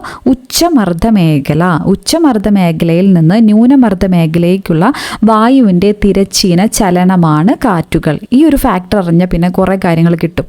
എന്താണ്? ഹൈ പ്രഷറിൽ നിന്ന് ലോ പ്രഷറിലേക്ക്. അപ്പം നമ്മളിവിടെ പറഞ്ഞു ഇവിടെ ലോ പ്രഷറാണ് നമ്മൾ പറഞ്ഞു. റീസൺ ഇനിയും പറയുന്നില്ല. ഇവിടെ ലോ പ്രഷറാണ്, ഇവിടെ ഹൈ പ്രഷറാണ്. അപ്പോൾ ഡയറക്ഷൻ എന്താണ്? പഠിക്കാനായിട്ട് കുറച്ചും കൂടി ഈസിയാണ് അല്ലേ. അപ്പോൾ ഇവിടെ നിന്ന് ഇവിടേക്കാണ് ഡയറക്ഷൻ എന്നുള്ളത് ആലോചിച്ചിരിക്കുക. അതാണ് എന്തെന്ന് പറയുന്നത്? കാറ്റെന്ന് പറയുന്നത്. ഇനി ഈ ഭാഗത്താണെങ്കിൽ അതായത് ഉപോഷ്ണ ഉച്ചമർദ്ദ മേഖലയും മധ്യൻ മേഖല ന്യൂനമർദ്ദ മേഖലയ്ക്കിടയിൽ വീശുന്ന കാറ്റാണ് ഇത് വാണിജ്യവാദങ്ങൾ. അത് തന്നെ സൗത്തിലാണെങ്കിൽ ഡയറക്ഷനാണ് മാറുന്നത്. ഇപ്പോൾ കാറ്റിൻ്റെ പേര് കൊടുക്കുമ്പോൾ എവിടെ നിന്നാണ് ഉത്ഭവിക്കുന്നത് ആ ഒരു ഡയറക്ഷൻ്റെ പേരാണ് കൊടുക്കുക. വടക്ക് കിഴക്കെന്ന് ഉത്ഭവിക്കുന്നത് കൊണ്ട് ഇതാണ് വടക്ക് കിഴക്കൻ വാണിജ്യവാദങ്ങൾ. ഇപ്പുറത്ത് നോക്കുകയാണെങ്കിൽ തെക്ക് കിഴക്കെന്ന് ഉത്ഭവിക്കുന്നത് കൊണ്ട് ഇതിൻ്റെ പേരാണ് തെക്കു കിഴക്കൻ വാണിജ്യവാദങ്ങൾ. അപ്പോൾ തൊട്ട് മുകളിലുള്ളതാണ് ഈ ഒരു ഭാഗമാണ് പശ്ചിമവാദങ്ങൾ. താഴോട്ട് വരുമ്പോൾ അവിടെയും പശ്ചിമവാദങ്ങൾ. ഏറ്റവും മുകളിലുള്ളതാണ് പൂർവ്വവാദങ്ങൾ. ഇവിടെ താഴെയാണെങ്കിൽ പൂർവ്വവാദങ്ങൾ. ഇതിലിനി പശ്ചിമവാദങ്ങൾ തന്നെ താഴെ വരുമ്പോൾ നമുക്കറിയാം കുറച്ച് പ്രതിഭാസങ്ങളൊക്കെ കാണിക്കുന്നുണ്ട്. റോറിങ് 40s എന്നൊക്കെ പറഞ്ഞിട്ട്. കാരണം എന്താണ്? അവിടെ ഈ തടസ്സങ്ങളൊക്കെ കുറവാണ്. മുകളിലെന്ന് പറയുമ്പോൾ നമുക്ക് ഈ മാപ്പ് എടുക്കുമ്പോൾ ലോകഭൂപടം എടുക്കുമ്പോൾ നമുക്ക് മനസ്സിലാവും കുറേ മരങ്ങളുടെ ഇമേജ് നമുക്ക് കാണാനൊക്കെ പറ്റില്ല. ഇന്ത്യയൊക്കെ മുകളിലാണ്. ഇവിടെ എന്ന് പറയുമ്പോൾ കുറേ സമുദ്രമാണ്. അതുകൊണ്ട് തന്നെ അവിടെ ഫ്രിക്ഷനൊക്കെ കുറവാണ്. അവിടെ വീശുന്ന കാറ്റുകൾക്ക് കുറച്ചും കൂടെ ശക്തി ഉണ്ടായിരിക്കും. അതുകൊണ്ട് ഒരുപാട് പ്രതിഭാസങ്ങൾ കൂടാനുള്ള കാരണം അതാണ്. അതുകൊണ്ട് ഈ സദേണിലാണ് ഈ റോറിങ് 40s അങ്ങനെയുള്ള പ്രതിഭാസങ്ങളൊക്കെ കാണിക്കുന്നത് പശ്ചിമവാദങ്ങളിൽ സദേൺ ഹെമിസ്ഫിയറിലാണ്. ഓക്കെ, ഇനി ഈ ചെരിവാണ് നമുക്ക് പഠിക്കേണ്ടത്. അപ്പോൾ ഈ ചെരിവ് പഠിക്കാനാണ് നമുക്ക് ഈ കോറിയോലിസ് പ്രഭാവം, ഫെറൽസ് ലോ എന്നൊക്കെ പറഞ്ഞിട്ട് കൊടുത്തിട്ടുണ്ട്. ബലം മൂലമുണ്ടാവുന്ന പ്രഭാവമാണ് ഈ ഫെറൽസ് ലോ. അതെന്താ നമുക്ക് നോക്കാം. ഇവിടെ കൊടുത്തിട്ടുണ്ട് കോറിയോലിസ് ബലത്തിൻ്റെ പ്രഭാവത്താൽ. ഓക്കെ, കോറിയോലിസ് ബലത്തിൻ്റെ പ്രഭാവത്താൽ ഉത്തരാർദ്ധഗോളത്തിൽ കാറ്റുകൾ സഞ്ചാരദിശയ്ക്ക് വലതുവശത്തേക്കും ദക്ഷിണാർദ്ധഗോളത്തിൽ സഞ്ചാരദിശയ്ക്ക് ഇടതുവശത്തേക്കും വ്യതിചലിക്കുന്നു. ഇതാണ് ഫെറൽ ലോ. അപ്പോൾ ആ ഒരു കാര്യം കൂടെ നമ്മുടെ മനസ്സിലുണ്ടാവണം. ഇവിടെ ഈ ഒരു സ്ലാൻഡിങ് ഉണ്ടല്ലോ, ചെരിവ്. ഇവിടോട്ട് നിങ്ങൾ നോക്കുമ്പോൾ ഈ ഒരു ചെരിവ് നോക്ക്, ചെരിവ് കുറവാണ്. ഇവിടോട്ട് വരുമ്പോൾ കുറച്ചും കൂടെ ചെരിവ് ഭയങ്കരമായിട്ട് കൂടുതലാണ്. ഏകദേശം സ്ട്രെയിറ്റ് ലൈൻ പോലെയായി. അതായത് കോറിയോലിസ് പ്രഭാവം മുകളിലോട്ട് പോകും തോറും കൂടുകയാണ്. അതുകൊണ്ടാണ് ഈ ഒരു ചെരിവിനടക്കം വ്യത്യാസം വരുന്നുള്ളത്. ഓക്കെ, ഇനി മനസ്സിലാക്കേണ്ട കാര്യം ഇവിടെ നമ്മൾ പറഞ്ഞു ഉത്തരാർദ്ധഗോളത്തിലാണെങ്കിൽ വലത്ത് വശത്തോട്ടാണ് ബലം വരുന്നത്. ഓക്കെ, വലത്ത് വശത്തോട്ടാണെന്നുള്ളതാണ് ഫെറൽ നിയമം പറയുന്നത്. അപ്പോൾ ഈ കുറച്ച് ഫാക്ട്സ് നമ്മൾ അറിഞ്ഞതിൽ വെച്ചിട്ട് നമുക്ക് മനസ്സിലാക്കാനായിട്ട് പറ്റും. ആദ്യം നമ്മൾ പറഞ്ഞു ഹൈ പ്രഷറിൽ നിന്ന് ലോ പ്രഷറിലോട്ടാണ് നമ്മൾ പറഞ്ഞു. ഇനി വലത്ത് വശത്തോട്ടാണെന്ന് പറഞ്ഞു. അപ്പോൾ ഇവിടെ നിന്ന് നമ്മൾ ചിന്തിക്കണം. നമ്മളിപ്പോൾ ഇവിടെയാണ് നിൽക്കുന്നത്. ഇവിടെ നിൽക്കുമ്പോൾ ഇതിൻ്റെ റൈറ്റ് സൈഡ് എന്ന് പറയുമ്പോൾ എന്താണ്? ഇതാണോ റൈറ്റ് സൈഡ്? ഈ ഒരു പോയിന്റിൽ നിന്നിട്ട് അതിൻ്റെ റൈറ്റ് സൈഡ് എന്ന് പറയുമ്പോൾ നമ്മൾ ആ ഭാഗത്ത് നിന്ന് നിൽക്കണ പോലെ ചിന്തിക്കുമ്പോൾ അതിൻ്റെ വലത്തുവശമാണിത് അല്ലേ? ആ ഭാഗത്തിൻ്റെ വലത്തുവശമാണിത്, ഇടത്തുവശമാണിത്. അപ്പോൾ ഒരു ഉത്തരാർദ്ധ ഗോളത്തിൽ വലത്തുവശം ആയതുകൊണ്ട് ഇങ്ങോട്ടായിരിക്കും സഞ്ചരിക്കുന്നത്. മനസ്സിലായോ? ഇനി ഇവിടെ നമ്മൾക്ക് നോക്കാം. ഇവിടെ ഹൈ പ്രഷറിൽ നിന്ന് ലോ പ്രഷറിലോട്ടാണ് കാറ്റിൻ്റെ ഡയറക്ഷൻ വരുന്നത്. അതുകൊണ്ട് തന്നെ ഇങ്ങനെയാണ് വരിക, മുകളിലോട്ടാണ് ഡയറക്ഷൻ വരിക. അത് തന്നെ ഏത് വശമാണ്, തെക്കാണോ വടക്കാണോ കിഴക്കാണോ എന്ന് മനസ്സിലാക്കാൻ വേണ്ടിയിട്ട് എന്താണ്, ഉത്തരാർദ്ധ ഗോളത്തിലെ ഫെറൽ നിയമപ്രകാരം ഡയറക്ഷൻ എങ്ങോട്ടാണ്? വലത്തോട്ടാണ്. അതുകൊണ്ട് ഈ പോയിന്റിന്റെ വലത്ത് എന്ന് പറയുമ്പോൾ എന്താണ്? ഇതാണ് വലത്തോട്ട്. അതുകൊണ്ടാണ് ഈ ഒരു ഡയറക്ഷൻ വരുന്നത്. നമുക്ക് സൗത്തിന്റെ സംഭവം കൂടെ നോക്കാം. ഇനി സദേൺ ഹെമിസ്ഫിയറിലാണെങ്കിൽ എന്താണ് പറഞ്ഞത്? ഇടത്തോട്ടായിരിക്കും. മുകളിലോട്ടാണ്, നോർത്തേൺ ഹെമിസ്ഫിയറിലാണ് വലത്തോട്ട്, സദേണിലാണെങ്കിൽ ഇടത്തോട്ടായിരിക്കും. ഓക്കെ. ദക്ഷിണ ധ്രുവത്തിലാണെങ്കിൽ കാറ്റിൻ്റെ ഡയറക്ഷൻ എന്ന് പറയുന്നത് ഫെറൽ നിയമപ്രകാരം എങ്ങോട്ടായിരിക്കും? ഇടത്തോട്ടായിരിക്കും. അപ്പോൾ നമുക്ക് നോക്കാം. അപ്പോൾ ഇതെന്ന് പറയുമ്പോൾ ലോ പ്രഷറാണ്, ഇതെന്ന് പറയുമ്പോൾ ഹൈ പ്രഷറാണ്. അപ്പോൾ കാറ്റെന്ന് പറയുമ്പോൾ ഹൈ പ്രഷറിൽ നിന്ന് ലോ പ്രഷറിലോട്ട്. അപ്പോൾ ഇങ്ങോട്ടാണ് വരിക എന്നുള്ളത് മനസ്സിലായി. അത് തന്നെ ഇടത്തോട്ടാണ് സഞ്ചരിക്കുക. ഇടത്തോട്ട് ഈ ഒരു പോയിന്റ് വെച്ച് നോക്കുകയാണെങ്കിൽ ഇതിൻ്റെ ഇടത്താണ് ഇത്, ഇതിൻ്റെ വലത്താണ് ഇങ്ങോട്ട്. വലത്തോട്ടല്ല പോവുക, സദേണിലാണെങ്കിൽ ഇടത്തോട്ട് പോകും. അതുകൊണ്ടാണ് ഇങ്ങനെ ഡയറക്ഷൻ വന്നത്. ഇതിൻ്റെയും കൂടെ നോക്കാം. പശ്ചിമവാദങ്ങളുടെ കൂടെ നമുക്ക് നോക്കാം. ഹൈ പ്രഷറിൽ നിന്ന് ലോ പ്രഷറിലോട്ടാണെന്ന് നമ്മൾ പറഞ്ഞല്ലേ. സോ ഇതാണ് ഹൈ പ്രഷർ, ഇതാണ് ലോ പ്രഷർ. ഇങ്ങോട്ട് വീശുമ്പോൾ ഈ ഒരു പോയിന്റിൻ്റെ വലത്ത് ഭാഗമാണിത്. വലത്ത് ഭാഗത്തോട്ടല്ല നമ്മൾ സദേണിൽ പോവുക, ഇടത്ത് ഭാഗത്തോട്ടാണ് പോവുക. അതുകൊണ്ട് ഇതാണ് ഇടത്ത് ഭാഗം എന്ന് പറയുന്നത്. അതുകൊണ്ടാണ് കാറ്റിൻ്റെ ഡയറക്ഷൻ ഇങ്ങോട്ടായത്. ഓക്കെ. അപ്പോൾ മനസ്സിലായെന്ന് വിശ്വസിക്കുന്നു. ഓക്കെ. എത്രത്തോളം ക്ലിയർ ആവുണ്ടെന്ന് അറിഞ്ഞുകൂടാ. ജിയോഗ്രഫിക്ക് ഒരു ബോർഡ് വെച്ച് പഠിപ്പിക്കണതിൻ്റെ ഒരു എഫക്റ്റ് ചിലപ്പോൾ ഇത് വെച്ച് പഠിച്ചാൽ ഉണ്ടാവില്ല. എന്നാലും മനസ്സിലായിട്ടുണ്ടെങ്കിൽ നിങ്ങൾ കമൻറ്റ് ചെയ്യുക. ഓക്കെ.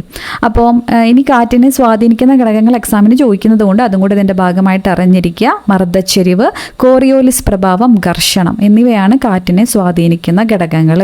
അപ്പം മൻസൂർ സാറിൻ്റെ ഒരു കോഡ് ഉണ്ട് അല്ലേ, മാറിക്കോ ഗിർ, കാറ്റ് വരുന്നു, മാറിക്കോ ഗിർ എന്നൊരു കോഡ് കേട്ടിട്ടുണ്ട്. മർദ്ദച്ചെരിവ്, കോറിയോലിസ്. അപ്പോൾ മാറിക്കോ മർദ്ദച്ചെരിവ്, മാറിക്കോ കോറിയോലിസ് പ്രഭാവം, ഗിർ എന്ന് പറഞ്ഞിട്ടാണ് കാറ്റ് വരുന്നത്. ഈ 3 പോയിന്റ്സ് ആണ് കാറ്റിനെ സ്വാധീനിക്കുന്ന ഘടകങ്ങൾ. Pressure gradient, Coriolis force, friction. അതും കൂടെ അറിഞ്ഞിരിക്കാം. അടുത്തത് അഗ്നിപർവ്വത സ്ഫോടനത്തിലൂടെ രൂപപ്പെടുന്ന ശിലയേത്? നമ്മൾ പഠിച്ചപ്പോൾ പറഞ്ഞിട്ടുണ്ടായിരുന്നു ആഗ്നേയ ശിലയാണല്ലേ, അതാണ് പ്രൈമറി റോക്സ് എന്ന് പറയുന്നത്. ഓപ്ഷൻ എ ആണ് കറക്റ്റ് ആയിട്ടുള്ള ആൻസർ ആയിട്ട് വരുന്നത്. അടുത്ത ചോദ്യം, സമുദ്രനിരപ്പിൽ നിന്ന് ഒരേ ഉയരമുള്ള സ്ഥലങ്ങളെ തമ്മിൽ യോജിപ്പിച്ച് വരയ്ക്കുന്ന സാങ്കല്പിക രേഖകളാണ്. വളരെയധികം ഇമ്പോർട്ടൻ്റ് ആണ് കോണ്ടൂർ അല്ലേ. ഓപ്ഷൻ ഡി ആണ് കറക്റ്റ് ആയിട്ടുള്ള ആൻസർ. ഓരോന്നിൻ്റെ റെപ്രസെൻറ്റേഷൻ നമ്മൾ ഫോം ലൈനും ബെഞ്ച് മാർക്കും സ്പോട്ടായിട്ടും എങ്ങനെ റെപ്രസെൻറ്റ് ചെയ്യണമെന്നൊക്കെ പറഞ്ഞു. എല്ലാം ഇമ്പോർട്ടൻ്റ് ആണ് കേട്ടോ.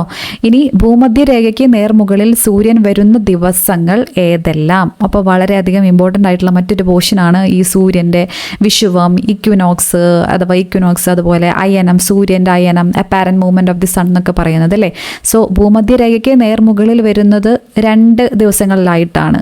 സമം എന്നുള്ളൊരു കോഡൊക്കെ ഉണ്ട്. ഈക്വൽ, ഇക്വിനോക്സ്, സമം എന്ന് പറയുമ്പോൾ സെപ്റ്റംബർ, സമത്തിൻ്റെ എസ് സെപ്റ്റംബർ, മാർച്ച് 21. അപ്പോൾ 1, 3 ആണ് ഇവിടെ കറക്റ്റ് ആയിട്ടുള്ള ആൻസർ ആയിട്ട് വരുന്നത്. ഓപ്ഷൻ ബി ആണ്. അപ്പോൾ അതിനെക്കുറിച്ച് നമുക്ക് ഡീറ്റെയിൽ ആയിട്ട് നോക്കേണ്ടതുണ്ട്. നമുക്ക് നോക്കാം. ഇതും കൂടെ കുറച്ച് ക്വസ്റ്റ്യൻസ് കൂടെ നോക്കിയിട്ട് നമുക്ക് ആ ഒരു പോർഷൻ ഡിസ്കസ് ചെയ്യാം. നാം അധിവസിക്കുന്ന ഭൂമിയും സൗരയൂഥവും ക്ഷീരപഥ ഗാലക്സിയിൽ ഉൾപ്പെട്ടതാണ്. ഇതിൻ്റെ ആകൃതി എന്താണ്? ആകൃതി? സർപ്പിളാകാരം എന്നുള്ളതാണ് ആകൃതി. ഓക്കെ, സർപ്പിളാകാരം. അടുത്തത്, ഭൂസ്ഥിര ഉപഗ്രഹങ്ങളുടെ സവിശേഷതകളുമായി ബന്ധപ്പെട്ട ശരിയായ പ്രസ്താവനകൾ ഏതെല്ലാം? നമ്മൾ ഡിസ്കസ് ചെയ്തതാണ്. ഭൂസ്ഥിരമാണ് ഇവിടെ ചോദ്യം. സഞ്ചാരപഥം ഭൂമിയിൽ നിന്നും ഏകദേശം 36,000 കിലോമീറ്റർ. കറക്റ്റ് ആണല്ലേ? ആണ്.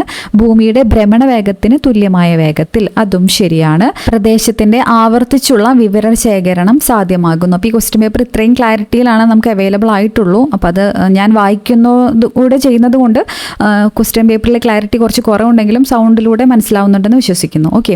അപ്പം ആവർത്തിച്ചിട്ടുള്ള വിവരണ ശേഖരണം നമ്മൾ പറഞ്ഞിട്ടുണ്ടായിരുന്നു, അത് സൗരസ്ഥിര ഉപഗ്രഹങ്ങളുടെ പ്രത്യേകതയാണ്. അപ്പോൾ അതവിടെ തെറ്റാണ്. വാർത്താവിനിമയത്തിന് പ്രയോജനപ്പെടുന്നു, അത് ശരിയായിട്ടുള്ള സ്റ്റേറ്റ്മെൻ്റ് ആണ്. ഓപ്ഷൻ സി ആണ് ഇവിടെ ആൻസർ ആയിട്ട് വരുന്നത്. സാംസ്കാരിക ഭൂപടങ്ങൾക്ക് ഉദാഹരണങ്ങൾ തിരഞ്ഞെടുക്കുക. അപ്പോൾ വളരെ ഇമ്പോർട്ടൻ്റ് ആയിട്ടുള്ള മറ്റൊരു പോർഷനാണ് ഈ ഭൂപടങ്ങൾ എന്ന് പറയുന്നത്. ഇപ്പോൾ 2 രീതിയിലൊക്കെ ക്ലാസിഫൈ ചെയ്യുന്നുണ്ട്. അപ്പോൾ അതിൻ്റെ ഒരു തരത്തിൽ ക്ലാസിഫൈ ചെയ്യുന്നതാണ് ഈ സാംസ്കാരിക ഭൂപടം എന്ന് പറയുന്നത്. അപ്പോൾ സാംസ്കാരിക ഭൂപടം എന്ന് പറയുമ്പോൾ മനുഷ്യന്മാരുണ്ടാക്കുന്നതാണ് അല്ലേ, ആ ഒരു മനുഷ്യന്മാരുണ്ടാക്കുന്ന രീതിയിലുള്ള ആ ഒരു തരത്തിലുള്ള ഫീച്ചേഴ്സ് വെച്ചിട്ടുള്ളതാണ് സാംസ്കാരിക ഭൂപടങ്ങൾ എന്ന് പറയുന്നത്. അപ്പോൾ സൈനിക ഭൂപടം, ഭൂവിനിയോഗം എന്നൊക്കെ പറയുമ്പോൾ മനുഷ്യന്മാരുണ്ടാക്കുന്നതാണ്. രാഷ്ട്രീയ ഭൂപടം എന്നൊക്കെ പറയുമ്പോൾ അത് തന്നെയാണ് അവിടെ ആൻസർ ആയിട്ട് വരുന്നത്. ഓപ്ഷൻ ഡി ആണ്. അപ്പോൾ അതെന്താണെന്ന് നമുക്കിവിടെ ഡീറ്റെയിൽ ആയിട്ട് നോക്കാം. അതായത് ഉള്ളടക്കത്തിൻ്റെ അടിസ്ഥാനത്തിൽ ഭൂപടങ്ങളെ രണ്ടായിട്ട് തിരിക്കുന്നുണ്ട്. ഓക്കെ, ഉള്ളടക്കത്തിൻ്റെ അടിസ്ഥാനത്തിൽ രണ്ടായിട്ട് തിരിക്കുന്നുണ്ട്. ഫിസിക്കൽ മാപ്സും കൾച്ചറൽ മാപ്സും, അഥവാ ഭൗതിക ഭൂപടങ്ങൾ, സാംസ്കാരിക ഭൂപടങ്ങൾ. എന്താണ് ഈ ഭൗതിക ഭൂപടങ്ങൾ? ആ പേരിൽ തന്നെയുണ്ട്.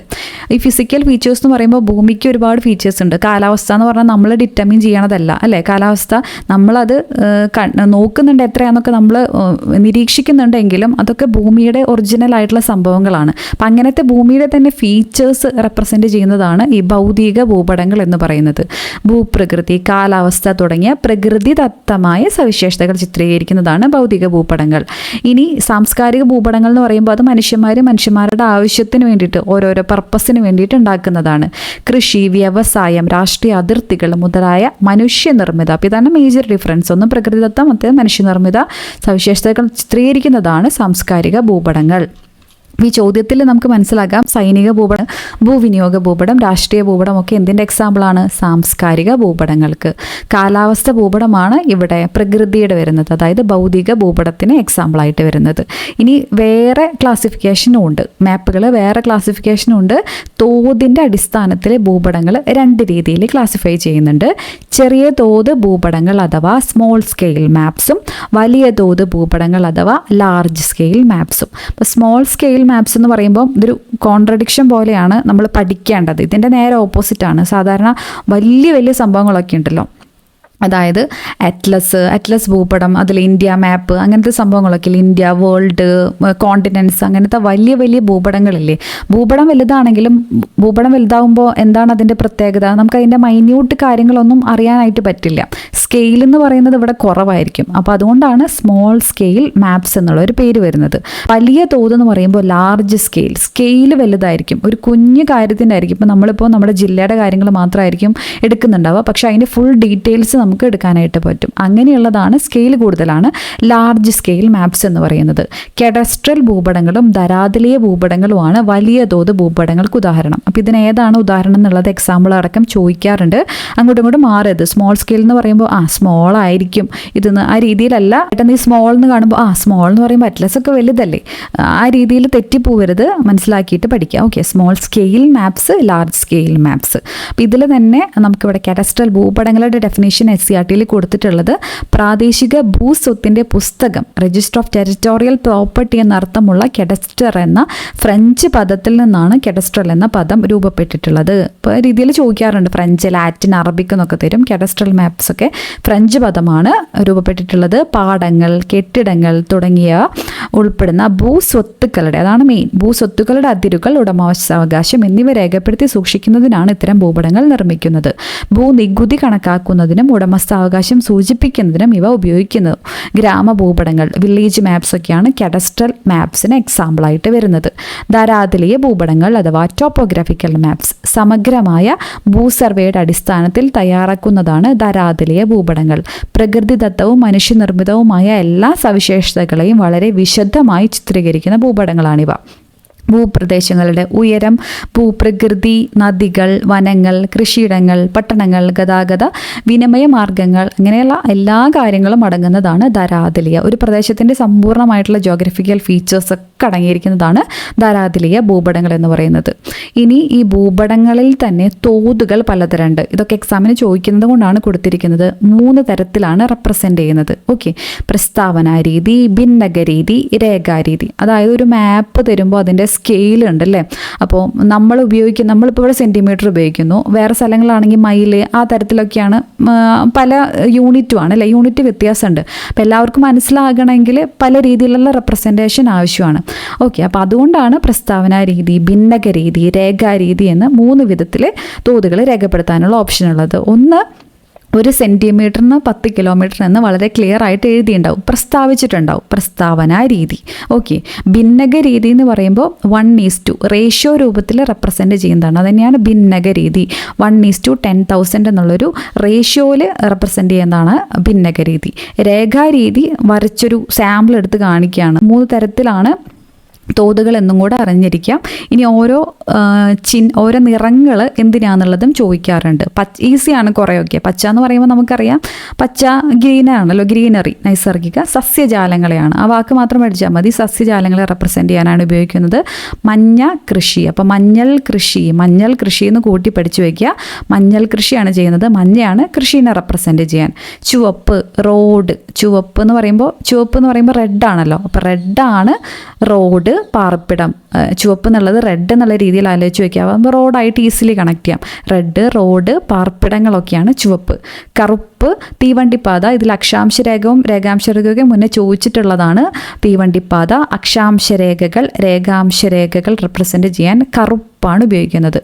നീല നമുക്ക് ഈസിയാണ്. നീല എന്ന് പറയുമ്പോൾ ജലാശയങ്ങൾ. അപ്പോൾ നീലയും പച്ചയൊന്നും കൺഫ്യൂഷൻ ഇല്ല. മഞ്ഞൾ കൃഷി എന്ന് ആലോചിക്കുക. ചുവപ്പ്, റെഡ്, റോഡ്, പാർപ്പിടങ്ങൾ. കറുപ്പ് ഇമ്പോർട്ടൻ്റ് ആണ്. അക്ഷാംശങ്ങൾ, രേഖാംശങ്ങൾ, അതുപോലെ തന്നെ ബാക്കിയുള്ളത്. തവിട്ട് നിറമാണ് പാറക്കൂട്ടങ്ങൾ, മണൽക്കൂനകൾ, കുന്നുകളൊക്കെ ആണെങ്കിൽ തവിട്ട് നിറമാണ് റെപ്രസെൻറ്റ് ചെയ്യാനായിട്ട് ഉപയോഗിക്കുന്നത്. ഓക്കെ. അപ്പം ഇത് ജസ്റ്റ് ഒന്ന് കണ്ടുവയ്ക്കുക. ഇപ്പോൾ ഇമേജ് കൊടുത്തൊക്കെ ചോദിക്കുന്നത് കൊണ്ട് ജസ്റ്റ് ഒന്ന് നിങ്ങളുടെ അറിവിലേക്ക് ഉണ്ടായിക്കോട്ടെ. ഓക്കെ. ഇതാണ് ഏറ്റവും ഇമ്പോർട്ടൻ്റ് ആയിട്ടുള്ളത്. ഈ കളേഴ്സിൻ്റെ പോർഷൻ ചോദിക്കാറുണ്ട്.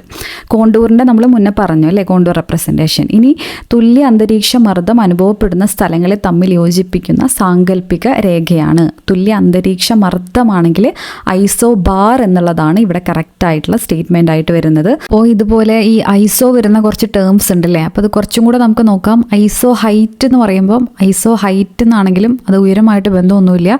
സെയിം ഹൈറ്റ് ഉള്ളതിനെ റെപ്രസെൻറ്റ് ചെയ്യണത് എന്താണ്? കോണ്ടൂർ രേഖകളാണ് അല്ലേ.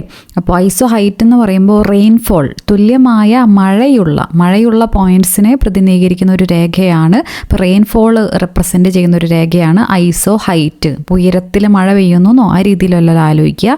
ഐസോ ബാർ ഇപ്പോൾ ചോദിച്ചതാണ് അല്ലേ, അന്തരീക്ഷ മർദ്ദത്തിൻ്റെ പോയിന്റുകൾ ഈക്വൽ അറ്റ്മോസ്ഫിയറിക് പ്രഷർ പ്രതിനിധീകരിക്കുന്ന രേഖയാണ് ഐസോ ബാർ എന്ന് പറയുന്നത്. ഇനി ഐസോ ഹാലിൻ അല്ലെങ്കിൽ ഐസോ ഹാലൈൻ എന്നൊക്കെ ചോദിക്കാറുണ്ട്.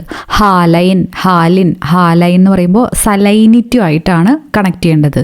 സലൈനിറ്റി അല്ലെങ്കിൽ ലവണാംശമുള്ള സമുദ്രത്തിലെ തുല്യ ലവണാംശമുള്ള പോയിന്റുകളെ സൂചിപ്പിക്കാൻ വേണ്ടിയിട്ട് യൂസ് ചെയ്യുന്നതാണ് ഐസോ ഹാലൈൻ അല്ലെങ്കിൽ ഐസോ ഹാലിൻ എന്നൊക്കെ പറയുന്നത്. അപ്പോൾ ഹാലൈൻ, സലൈൻ ആ രീതിയിൽ കണക്ട് ചെയ്യുക. ഐസോ ഹെൽ, നമ്മൾ ഭയങ്കരമായിട്ട് ചൂടൊക്കെ എടുക്കുമ്പോൾ നമ്മൾ വാട്ട് ഹെൽ എന്നൊക്കെ പറയും അല്ലേ, അത്രയധികം ദേഷ്യമൊക്കെ വന്നിട്ട്. അപ്പം ഐസോ ഹെൽ തുല്യ അളവിൽ സൂര്യപ്രകാശം ലഭിക്കുന്ന പോയിന്റുകളെ പ്രതിനിധീകരിക്കുന്ന രേഖയാണ് ഐസോ ഹെൽ. അപ്പോൾ ക്ലാസ്സൊക്കെ കുറേ കേട്ട് മടുത്തിരിക്കുമ്പോൾ നിങ്ങൾ വാട്ട് ഹെൽ നിർത്തിപ്പോടെ എന്നൊക്കെ ചിലപ്പോൾ തോന്നുന്നുണ്ടാവും. അപ്പം ലെങ്തി ക്ലാസ് ആയിരിക്കും. നിങ്ങൾ ബ്രേക്കൊക്കെ എടുത്ത് ഒന്ന് വാമപ്പൊക്കെ ചെയ്ത് ഓർക്കൊക്കെ വരുന്നുണ്ടെങ്കിൽ ഒന്ന് ഉഷാറാക്കി മുഖമൊക്കെ ഒന്ന് കഴുകിയിട്ട് വന്നിരിക്കുക. ഓക്കെ. സോ ഐസോ ഹെല്ല്. ഇനി ഐസോ നെഫ് എന്താണ്? തുല്യ അളവിലുള്ള ക്ലൗഡ് കവർ പോയിന്റുകളെ. ഓക്കെ. അപ്പം മേഘവുമായിട്ട് ബന്ധപ്പെട്ടിരിക്കുന്നതാണ്. തുല്യ അളവിലുള്ള ക്ലൗഡ് കവർ പോയിന്റുകളെ പ്രതിനിധീകരിക്കുന്ന രേഖയാണ് എന്ത്? ഐസോ നെഫ് എന്ന് പറയുന്നത്. ഓക്കെ. അടുത്ത ചോദ്യം നോക്കാം. താഴെ പറയുന്നവയിൽ ഡ്രംലീനുകൾ എന്നതുകൊണ്ട് അർത്ഥമാക്കുന്നത് എന്ത്? അപ്പോൾ ഭൂരൂപങ്ങൾ നമുക്ക് ഇമ്പോർട്ടൻ്റ് ആയിട്ട് പഠിക്കാനുള്ള പോർഷൻ തന്നെയാണ് അവിടെ. ഡ്രംലീനുകൾ എന്നതുകൊണ്ട് അർത്ഥമാക്കുന്നത് ഹിമാനികളുടെ നിക്ഷേപത്തിൽ രൂപീകൃതമാകുന്ന കുന്നുകളാണ് ഡ്രംലീനുകൾ അല്ലേ. സോ ഓപ്ഷൻ ഡി ആണ് ഇവിടെ കറക്റ്റ് ആയിട്ടുള്ള ആൻസർ ആയിട്ട് വരുന്നത്. അപ്പം ഇതിൻ്റെ ഭാഗമായിട്ട് വരുന്ന ബർക്കനുകൾ, അതുപോലെ ഗുഹകളിൽ സ്റ്റാലഗ്മൈറ്റ്, സ്റ്റാലക്ടൈറ്റ്, അങ്ങനെയുള്ള ഒരുപാട് കാര്യങ്ങൾ പഠിക്കാനുണ്ടല്ലേ. സോ അതൊക്കെ ഇമ്പോർട്ടൻ്റ് ആണ്. മോൺട്രിയൽ പ്രോട്ടോകോൾ ഏതുമായിട്ട് ബന്ധപ്പെട്ടിരിക്കുന്നു? ഏതുമായിട്ടാണ് മോൺട്രിയൽ പ്രോട്ടോകോൾ? ഓസോൺ പാളിയുടെ സംരക്ഷണവുമായിട്ടാണ് ബന്ധപ്പെട്ടിരിക്കുന്നത്. നമ്മൾ ഇന്നത്തെ വീഡിയോയിൽ 10th ലെവലും 12th ലെവൽ ക്വസ്റ്റ്യൻസ് ആണ് ഡിസ്കസ് ചെയ്യുന്നത്.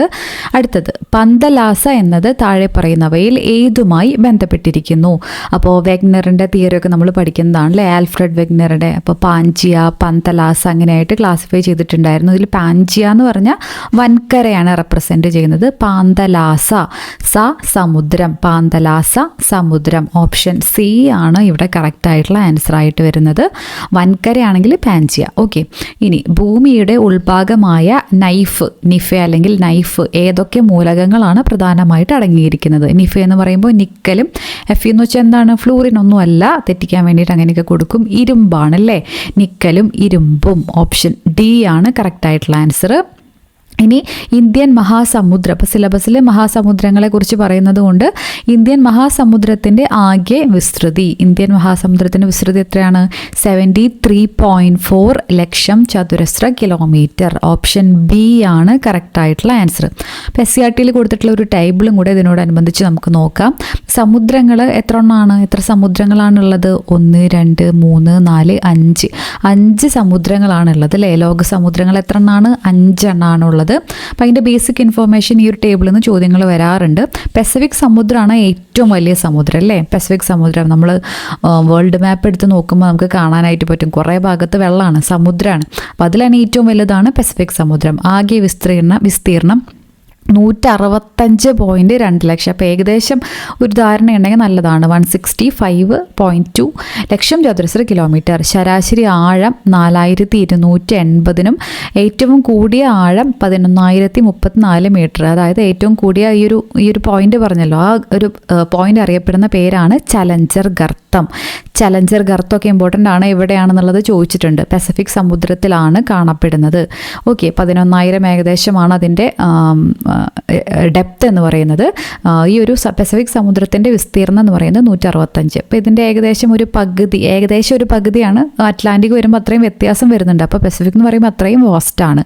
ആകെ വിസ്തൃതി 82.4 ചതുരശ്ര കിലോമീറ്റർ ആണ്. ശരാശരി ആഴം 3700 കൂടിയ ആഴം 8618 മീറ്ററുമാണ്. ആഴം കൂടിയ ഭാഗമാണ് പ്യൂറിറ്റോറിക്ക ഗർത്തം. അറ്റ്ലാന്റിക് സമുദ്രത്തിലാണെങ്കിൽ ഏറ്റവും ആഴം കൂടിയ ഭാഗം ഏതാണ്? പ്യൂറിറ്റോറിക്ക ഗർത്തമാണ്. ഓക്കെ, ഇമ്പോർട്ടൻ്റ് ആണ് പ്യൂറിറ്റോറിക്ക ടഞ്ച്. നീണ്ട ആകൃതിയിലാണ് ഈ സമുദ്രം. നീണ്ട ആകൃതിയിലുള്ള സമുദ്രം ഏതാണെന്നൊക്കെ ചോദിക്കാറുണ്ട്. അറ്റ്ലാന്റിക് സമുദ്രമാണ്. സമുദ്രത്തിൻ്റെ മധ്യഭാഗത്തായി ഏകദേശം 14,000 കിലോമീറ്റർ നീളത്തിലൊരു പർവ്വതനിരയുണ്ട്. ഇതാണ് മിഡ് അറ്റ്ലാന്റിക് പർവ്വതനിര എന്നറിയപ്പെടുന്നത്. ഓക്കെ, ഇനി ഇന്ത്യൻ സമുദ്രം. അപ്പോൾ ഈ ചോദ്യം വന്നത് ഇന്ത്യൻ സമുദ്രത്തെക്കുറിച്ചാണല്ലേ. 73.4 ലക്ഷം ചതുരശ്ര കിലോമീറ്റർ. ഇന്ത്യൻ ഓഷ്യൻ നമുക്ക് ഇന്ത്യയുടെ താഴേക്കായിട്ട് അങ്ങനെ പരന്ന് കിടക്കണ കാണാൻ പറ്റും. ശരാശരി ആഴം 3960 മീറ്റർ. ഏറ്റവും ആഴം കൂടിയ ഭാഗം ഏതാണ്? വാർട്ടൺ ഗർത്തമാണ്. ടൺ കണക്കിന് വാർ നടക്കുന്നതാണ് ഇന്ത്യയും ബാക്കി രാജ്യക്കാരായിട്ട്. അങ്ങനെയല്ല, മീൻസ് ഇന്ത്യയും പാകിസ്ഥാനും തമ്മിലുള്ള ഇഷ്യൂ, അങ്ങനെ അതിർത്തി തർക്കം ഇന്ത്യയും ചൈനയൊക്കെ ആയിട്ട്. അപ്പോൾ വാർട്ടൺ ഗർത്താണ് ഇന്ത്യൻ ഓഷ്യനിൽ. അപ്പോൾ ഒരു രാജ്യത്തിൻ്റെ പേര് ലഭിക്കുന്ന വേൾഡ് ഓഷ്യൻസിൽ വെച്ചിട്ട് ഒരു രാജ്യത്തിൻ്റെ പേര് കൂടെയുള്ളത് ഈ ഇന്ത്യൻ ഓഷ്യന് മാത്രമാണ് അല്ലേ. 7725 മീറ്ററാണ് ആഴമുള്ളത്. അടുത്തത് ആർട്ടിക് സമുദ്രം. സമുദ്രങ്ങളിൽ വെച്ച് ഏറ്റവും ചെറുതാണ് ആർട്ടിക്. വിസ്തൃതി വെറും 14.09 ലക്ഷം ചതുരശ്ര കിലോമീറ്റർ ആണ്. ഏറ്റവും ആഴം കൂടിയത് 5150 മീറ്റർ ആണ്. അന്റാർട്ടിക് സമുദ്രം. സമുദ്രോപരിതലം മഞ്ഞുകട്ടകളാൽ മൂടപ്പെട്ടിരിക്കുന്നതാണ് അന്റാർട്ടിക് സമുദ്രം. ദക്ഷിണ സമുദ്രം എന്നറിയപ്പെടുന്നതാണ് ആർട്ടിക്. അപ്പോൾ ആർട്ടിക് സമുദ്രം മുകളിലായിട്ട്, അന്റാർട്ടിക് സമുദ്രം താഴെയായിട്ടാണ് അല്ലേ. അന്റാർട്ടിക് സമുദ്രം ദക്ഷിണ സമുദ്രം എന്നറിയപ്പെടുന്നു. ആകെ വിസ്തൃതി 32 ലക്ഷം ചതുരശ്ര കിലോമീറ്റർ. ഏറ്റവും കുറവ് എത്രയാണ്? 14. അത് ഏതിൻ്റെയാണ്? ആർട്ടിക്കാണ്. ഓക്കെ, അടുത്തത് അന്റാർട്ടിക്കയിലെ ഇന്ത്യൻ പോസ്റ്റ് ഓഫീസ് ഏത് പോസ്റ്റൽ ഡിവിഷൻ്റെ കീഴിലാണ്? ഓപ്ഷൻ ഡി ആണ് കറക്റ്റ് ആയിട്ടുള്ള ആൻസർ ആയിട്ട് വരുന്നത്. ഗോവയുടെ കീഴിലാണ്. അപ്പോൾ നമുക്കറിയാം മെയിനായിട്ട് ഇന്ത്യയുടെ ആദ്യ അന്റാർട്ടിക് ഗവേഷണ കേന്ദ്രമാണ് ദക്ഷിണ ഗംഗോത്രി. അതിനുശേഷം മൈത്രിയും ഭാരതിയൊക്കെ വന്നിട്ടുണ്ട്. ആദ്യ അന്റാർട്ടിക് ഏതാണെന്നുള്ളത് എടുത്ത് ചോദിക്കാറുണ്ട്. ദക്ഷിണ ഗംഗോത്രി PO 1983 ഇന്ത്യ ഒരു തപാൽ ഓഫീസ് തുറക്കുകയും അവിടെ നിന്ന് 2000-ഓളം കത്തുകൾ അയക്കുകയും ചെയ്തത്. ഓക്കെ, അപ്പോൾ ഈ ഒരു പോസ്റ്റ് ഓഫീസ് ഏത് പോസ്റ്റൽ ഡിവിഷൻ്റെ കീഴിലാണ്? ഗോവയുടെ കീഴിലാണ്. അപ്പോൾ ഇമ്പോർട്ടൻ്റ് ആണ്, ശ്രദ്ധിച്ച് പഠിച്ചു വയ്ക്കുക അറിയാത്തവരാണെങ്കിൽ. അടുത്തത് ഇന്ത്യയുടെ ഏകദേശം മധ്യഭാഗത്തോടു കൂടി കടന്നു പോകുന്ന രേഖാംശ രേഖ ഏതാണ്? നമ്മൾ ഇന്ത്യൻ ജോഗ്രഫിയിൽ ഡിസ്കസ് ചെയ്തിട്ടുള്ള ചോദ്യങ്ങളാണ്. ഒന്നുകൂടെ പറയാം. അപ്പോൾ നമ്മൾ പറഞ്ഞിട്ടുണ്ടായിരുന്നു ഈസ്റ്റ് ആണോ വെസ്റ്റ് ആണോ, അത് ശ്രദ്ധിച്ച് പഠിച്ചു വെക്കണമെന്ന് പറഞ്ഞിട്ടുണ്ടായിരുന്നു അല്ലേ. പൂർവ്വ രേഖാംശമാണ്, ഈസ്റ്റ് ആണ്. ഓപ്ഷൻ ബി ആണ് കറക്റ്റ് ആയിട്ടുള്ള ആൻസർ ആയിട്ട് വരുന്നത്. ഇന്ത്യൻ മാനക സമയം ഗ്രീൻവിച്ച് സമയത്തേക്കാൾ എത്ര മണിക്കൂർ മുന്നിലാണ്? നോക്കിയതാണ് 5 മണിക്കൂർ 30 മിനിറ്റ് എന്നുള്ളതാണ് കറക്റ്റായിട്ടുള്ള ആൻസർ. ഇന്ത്യയിലെ ഏറ്റവും പ്രായം കൂടിയ പർവ്വതം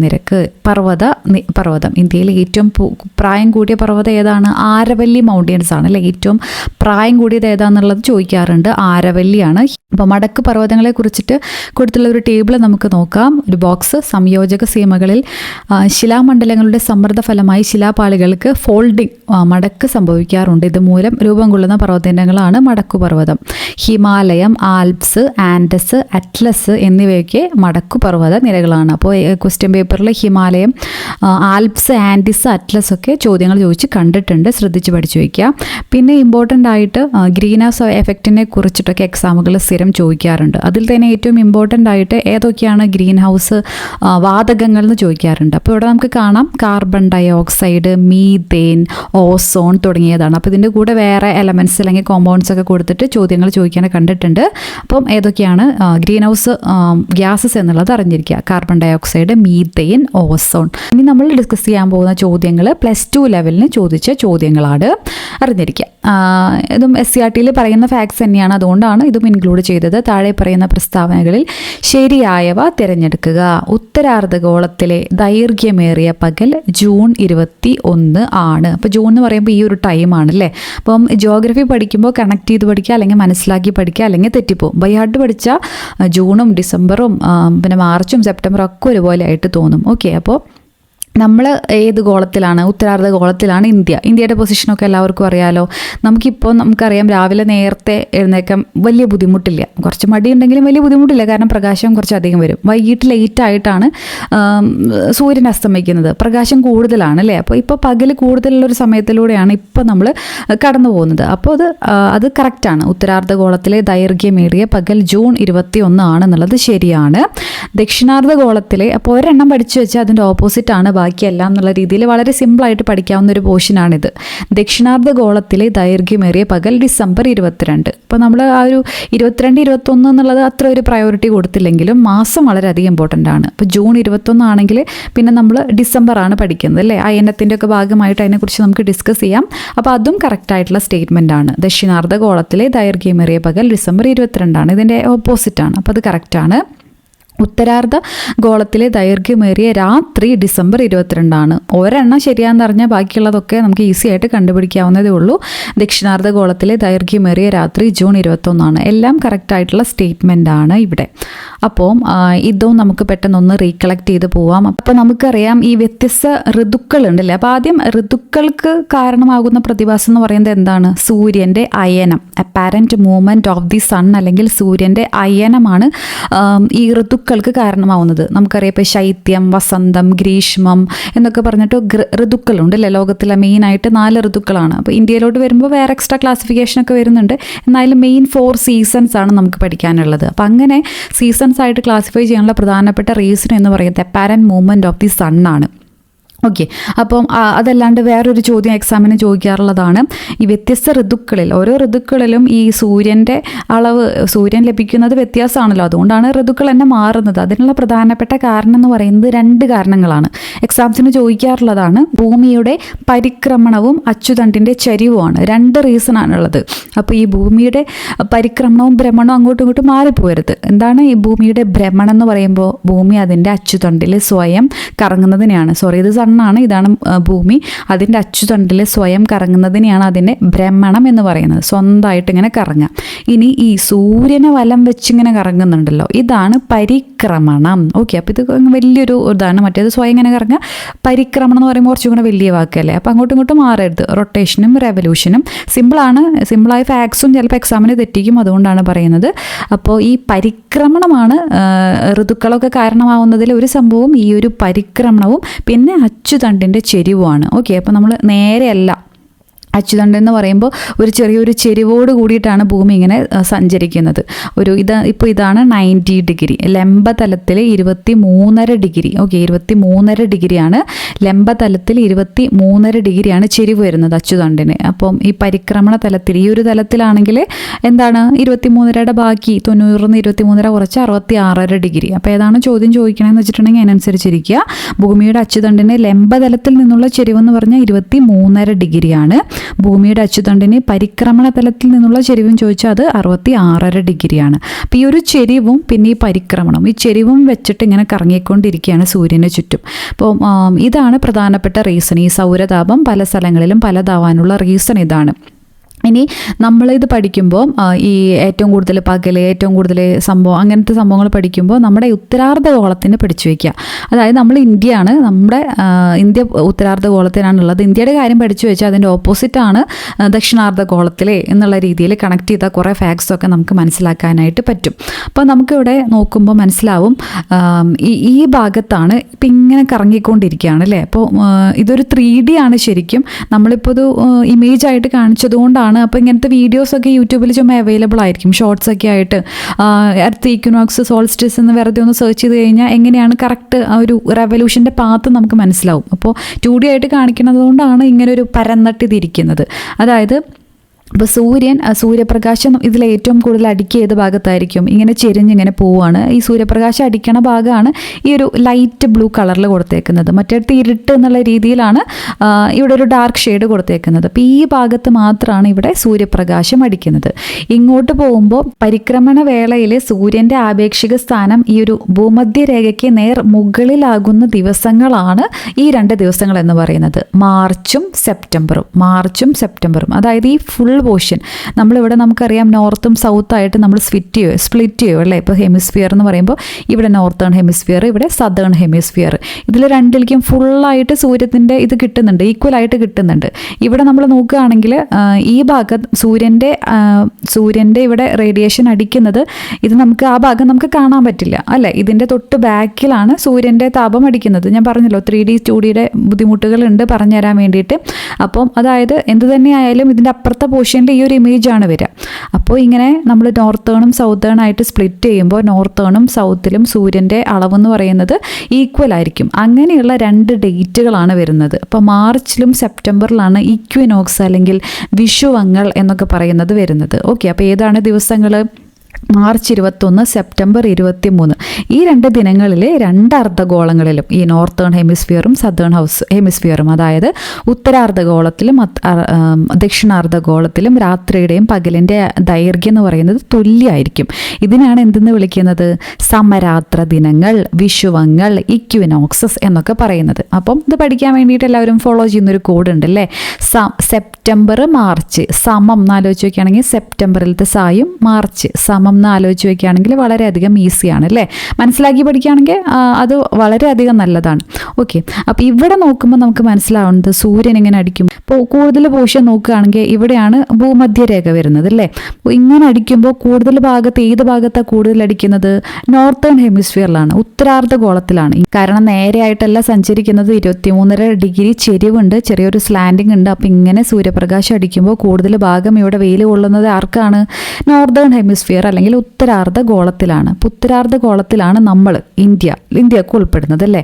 അതുകൊണ്ട് തന്നെ ഇവിടെ എന്താണ്? പകല് കൂടുതലായിരിക്കും. സൂര്യൻ കൂടുതലടിക്കുക എന്ന് വെച്ചാൽ അതിൻ്റെ അർത്ഥം എന്താണ്? പകല് കൂടുതലായിരിക്കും.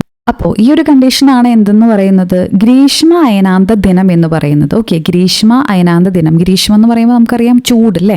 സമ്മർ സോൾസ്റ്റിസ് എന്നൊക്കെ പറയുന്നത് ഈ ജൂൺ 21 നമ്മുടെ കാര്യം ആലോചിക്കുക. അപ്പോൾ എന്ന് വെച്ചിട്ടുണ്ടെങ്കിൽ ഈ ഡിസംബറിൽ വരുമ്പോൾ എന്തായിരിക്കും അവസ്ഥ? ഇങ്ങനെ ചെരിഞ്ഞിരിക്കുകയാണ് അല്ലേ. ഏകദേശം ഭൂമധ്യരേഖ ഇങ്ങനെ ചെറുതായിട്ട് ഇങ്ങനെ ചെരിഞ്ഞിരിക്കുകയാണ്. ഇവിടെ നിന്ന് വരുമ്പോൾ ഏറ്റവും കൂടുതൽ എവിടെയാണ് സൂര്യതാപം ഏൽക്കുന്നത്? ഈ ഒരു ഭാഗത്താണ്, അതായത് ദക്ഷിണാർദ്ധഗോളത്തിലാണ് ഏറ്റവും കൂടുതൽ സൂര്യൻ്റെ താപം ഏൽക്കുന്നത്. അതുകൊണ്ട് തന്നെ ദക്ഷിണാർദ്ധഗോളത്തിൽ ഏറ്റവും കൂടുതൽ പകലുണ്ടാവുക എന്നായിരിക്കും? ഡിസംബറിലായിരിക്കും. എക്സാക്റ്റ് പറയുകയാണെങ്കിൽ ഡിസംബർ 22 അല്ലേ. അപ്പോൾ ഇതിനെയാണ് എന്തെന്ന് പറയുന്നത്? ശൈത്യ അയനാന്ത ദിനം. ഡിസംബർ എന്ന് പറയുമ്പോൾ തണുപ്പായിട്ട് നമുക്ക് ഈസി ആയിട്ട് കമ്പയർ ചെയ്യാം അല്ലേ. അപ്പോൾ ശൈത്യ അയനാന്ത ദിനം എന്ന് പറയുമ്പോൾ എന്താണ്? ഡിസംബർ 22. അപ്പോൾ ആ സമയത്ത് ഉത്തരാർദ്ധഗോളത്തിൻ്റെ കാര്യമാണ് നമ്മൾ പറയുന്നത്. ഓക്കെ, ഉത്തരാർദ്ധഗോളത്തിലാണ് തണുപ്പുണ്ടാവുക. കാരണം ഇവിടെ നോക്കി, ഇവിടെ സൂര്യൻ്റെ താപം ഏൽക്കുന്നില്ല. അതുകൊണ്ട് ഇവിടെ എന്താണ്? തണുപ്പാണ്. അപ്പോൾ വിന്റർ സോൾസ്റ്റിസ് അല്ലെങ്കിൽ ശൈത്യ അയനാന്ത ദിനം എന്ന് പറയുന്നു. ഇവിടെ ഡയറക്റ്റ് നമുക്ക് ചൂട് ഏൽക്കുന്നത് കൊണ്ട്, ഉത്തരാർദ്ധഗോളത്തിൻ്റെ കാര്യമാണ് നമ്മൾ പറയുന്നത്, ചൂട് ഏൽക്കുന്നത് കൊണ്ട് എന്താണ്? ഇവിടെ ഗ്രീഷ്മ അയനാന്ത ദിനമാണ്. അപ്പോൾ ഇവിടെ പകൽ കൂടുതലായിരിക്കും, കാരണം വെളിച്ചം കൂടുതലാണ്, സൂര്യൻ ഇങ്ങനെ അടിച്ചുകൊണ്ടിരിക്കുകയാണ്. ഇവിടെ ഉത്തരാർദ്ധഗോളത്തിൽ എന്ന് പറയുമ്പോൾ കണ്ട ഇന്ത്യ കണ്ട ഇവിടെ ഒളിച്ചിരിക്കുക, ഇവിടെ ബാക്കിൽ പോയിട്ട് ഒളിച്ചിരിക്കുകയാണ്. ഇവിടെ പകൽ ഇന്ത്യയെ സംബന്ധിച്ചോളം കുറവായിരിക്കും, അതായത് ദക്ഷിണാർദ്ധഗോളത്തിൽ കൂടുതലായിരിക്കും. ഇതാണ് ഇതിൻ്റെ ഒരു ബേസിക്സ്. ഏകദേശം മനസ്സിലായെന്ന് വിശ്വസിക്കുന്നു. അപ്പോൾ ഇതിൻ്റെ ക്ലാസ്സുകളൊക്കെ നല്ല നല്ല ക്ലാസ്സുകളായിട്ട് കാണാനായിട്ട് ശ്രമിക്കുക, അല്ലെങ്കിൽ തെറ്റിപ്പോവും. ഇനി എക്സാമിൽ ചോദിക്കാറുള്ള മറ്റൊരു ഭാഗമാണ് ഈ ഒരു ഡേറ്റ്. ഏറ്റവും കൂടുതൽ സൂര്യനും ഭൂമിയും അടുത്ത് വരുന്ന ദിവസം എന്ത്, അല്ലെങ്കിൽ അതിനെ പറയുന്ന പേരെന്തെന്നൊക്കെ ചോദിക്കാറുണ്ട്. ഒരു പരിക്രമണ കാലയളവിൽ ഭൂമിക്ക് സൂര്യനിൽ നിന്നുള്ള അകലത്തിൽ നിരന്തരം മാറ്റം ഉണ്ടായിക്കൊണ്ടിരിക്കും. ഭൂമി സൂര്യനോട് ഏറ്റവും അടുത്ത് വരുന്ന ദിനവും അകന്നു പോകുന്ന ദിനവുമാണ് ഈ ചിത്രത്തിൽ കാണിച്ചിട്ടുള്ളത്. അപ്പോൾ ഇത് എക്സാമിന് ചോദിക്കാറുള്ളതുകൊണ്ട് ഇതും കൂടെ നമുക്ക് നോക്കാം. അടുത്ത് വരുന്ന ദിവസം ഇതിൻ്റെ ഇംഗ്ലീഷ് പേരാണ് പഠിക്കേണ്ടത്. മലയാളത്തിൽ ആ പേര് സമീപദിനം എന്നുള്ള പേര് തന്നെയുള്ളതുകൊണ്ട് മലയാളം ചോദിക്കാറില്ല. പെരിഹീലിയൻ എന്നുള്ളതാണ് അടുത്ത് വരുന്ന ദിവസത്തെ. എന്നാണ് പെരിഹീലിയൻ? ജാനുവരി 3-ാം തീയതിയാണ് പെരിഹീലിയൻ, സമീപകം. അപ്പം ആലോചിച്ചിരിക്കാൻ വേണ്ടിയിട്ട് പ്യാരി ഹീലിയൻ എന്നുള്ള രീതിയിൽ, പ്യാരി നമ്മൾ അത്രയും സ്നേഹം വരുമ്പോഴല്ലേ നമ്മൾ അടുത്തിരിക്കുക. പിന്നെ ആദ്യമാണ് അടുത്തിരിക്കുക, ആദ്യം അടുത്തിട്ട് പിന്നെ തല്ലൂടും. ആദ്യം ഭയങ്കര ക്ലോസ് ആയിരിക്കും, ചക്കര പഞ്ചാര എന്നൊക്കെ ആയിരിക്കും, മെരി പ്യാരി എന്നൊക്കെ ആയിരിക്കും. പിന്നെ വാക്ക് മാറിയിട്ട് അപ്പി ഹീലിയോൺ എന്നൊക്കെ ആയിട്ട് മാറും. ഓക്കെ, അത് കണക്ട് ചെയ്യാൻ വേണ്ടിയിട്ട് ജസ്റ്റ് പറഞ്ഞതാണ്. പെരി ഹീലിയോൺ എന്ന് പറയുമ്പോൾ സൂര്യ സമീപ ദിനമാണ്. ആ ദിനം എന്ന് പറയുമ്പോൾ എന്നാണ്? ജാനുവരി 3-ാം തീയതിയാണ്. ഇനി സൂര്യോച്ചം അല്ലെങ്കിൽ എഫീലിയോൺ എന്ന് വിളിക്കുന്ന ദിനമാണ് ജൂലൈ 4-ാം തീയതിയാണ്.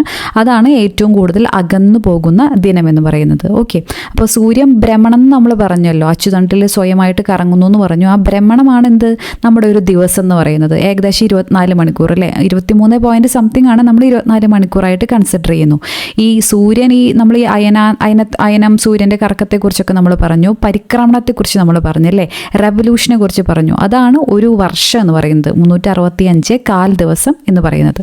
അതും കൂടെ ജസ്റ്റ് അറിഞ്ഞിരിക്കുക. അടുത്തത് ശരിയായ ജോഡി കണ്ടെത്തുക. കുറേ കാറ്റുകൾ കൊടുത്തിട്ടുണ്ട്, അത് ഏത് സ്ഥലത്താണെന്നുള്ളത് ഏതാണ് ശരിയായിട്ടുള്ള ജോഡി എന്നുള്ളതാണ്. സിറോക്കോ, സഹാറ കറക്റ്റാണ്. ഫെൻ, ആൽപ്സ്, ചിനൂക്ക്, റോക്കീസ് ഇതൊക്കെ കറക്റ്റാണ്. മിസ്ട്രൽ യൂറോപ്യൻ കൺട്രീസിലാണ് അല്ലേ, ഫ്രാൻസും യൂറോപ്യൻ കൺട്രീസിലാണ് മിസ്ട്രൽ. ഓസ്ട്രേലിയയാണ് ഇവിടെ തെറ്റായിട്ടുള്ളത്.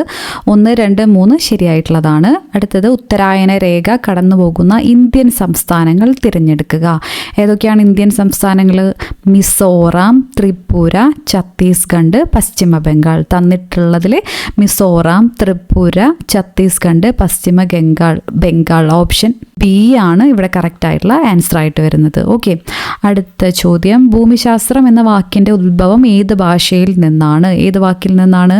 ഗ്രീക്ക് വാക്കിൽ നിന്നാണ് ഭൂമിശാസ്ത്രം എന്ന വാക്കിൻ്റെ ഉത്ഭവം.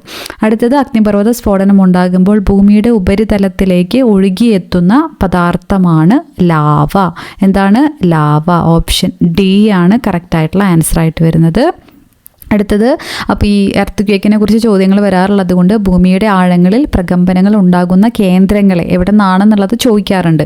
പ്രഭവ കേന്ദ്രം അല്ലെങ്കിൽ ഫോക്കസ് എന്ന് ഇതിന് നേർമുകളിലുള്ള ഭാഗത്തെയാണ്, ഭൗമോപരി തലത്തിലത്തെ ഭാഗത്തെ ആണെങ്കിൽ എന്താണ് വിളിക്കുന്നത്? എപ്പി സെൻറ്റർ എന്നും വിളിക്കുന്നു. ഇമ്പോർട്ടൻ്റ് ആണ്. ഓക്കെ, ഭൂകമ്പവേളയിൽ 3 തരം തരംഗങ്ങളാണ് ഫോക്കസിൽ നിന്ന് അല്ലെങ്കിൽ പ്രഭവ കേന്ദ്രത്തിൽ നിന്ന് പുറപ്പെടുന്നത്. പ്രൈമറി വേവ്സും സെക്കൻഡറി വേവ്സും സർഫസ് വേവ്സും. പ്രാഥമിക തരംഗങ്ങൾ, ദ്വിതീയ തരംഗങ്ങൾ, പ്രതല തരംഗങ്ങൾ. അപ്പോൾ ഇതിൽ ഏറ്റവും ഡേഞ്ചറസ് പ്രതലതലമാണ്, ഏറ്റവും വിനാശകാരിയായത് സർഫസ് വേവ്സ് ആണ്. ഭൂകമ്പ തരംഗങ്ങൾ രേഖപ്പെടുത്തുന്ന ഉപകരണമാണ് സീസ്മോഗ്രാഫ്. തരംഗങ്ങൾ രേഖപ്പെടുത്തുന്നതാണ് സീസ്മോഗ്രാഫ്. അതുപോലെ തന്നെ അതിൻ്റെ തീവ്രത രേഖപ്പെടുത്തുന്നത് എന്താണ്? റിക്ടർ സ്കെയിലാണ് അല്ലേ. ഓക്കെ, നിഫെ എന്ന പേരിൽ അറിയപ്പെടുന്ന ഭൂമിയുടെ പാളി ഏത്? നമ്മൾ ഡിസ്കസ് ചെയ്തതാണ്. അകക്കാമ്പ് എന്നുള്ളതാണ് കറക്റ്റ് ആയിട്ടുള്ള ആൻസർ ആയിട്ട് വരുന്നത്.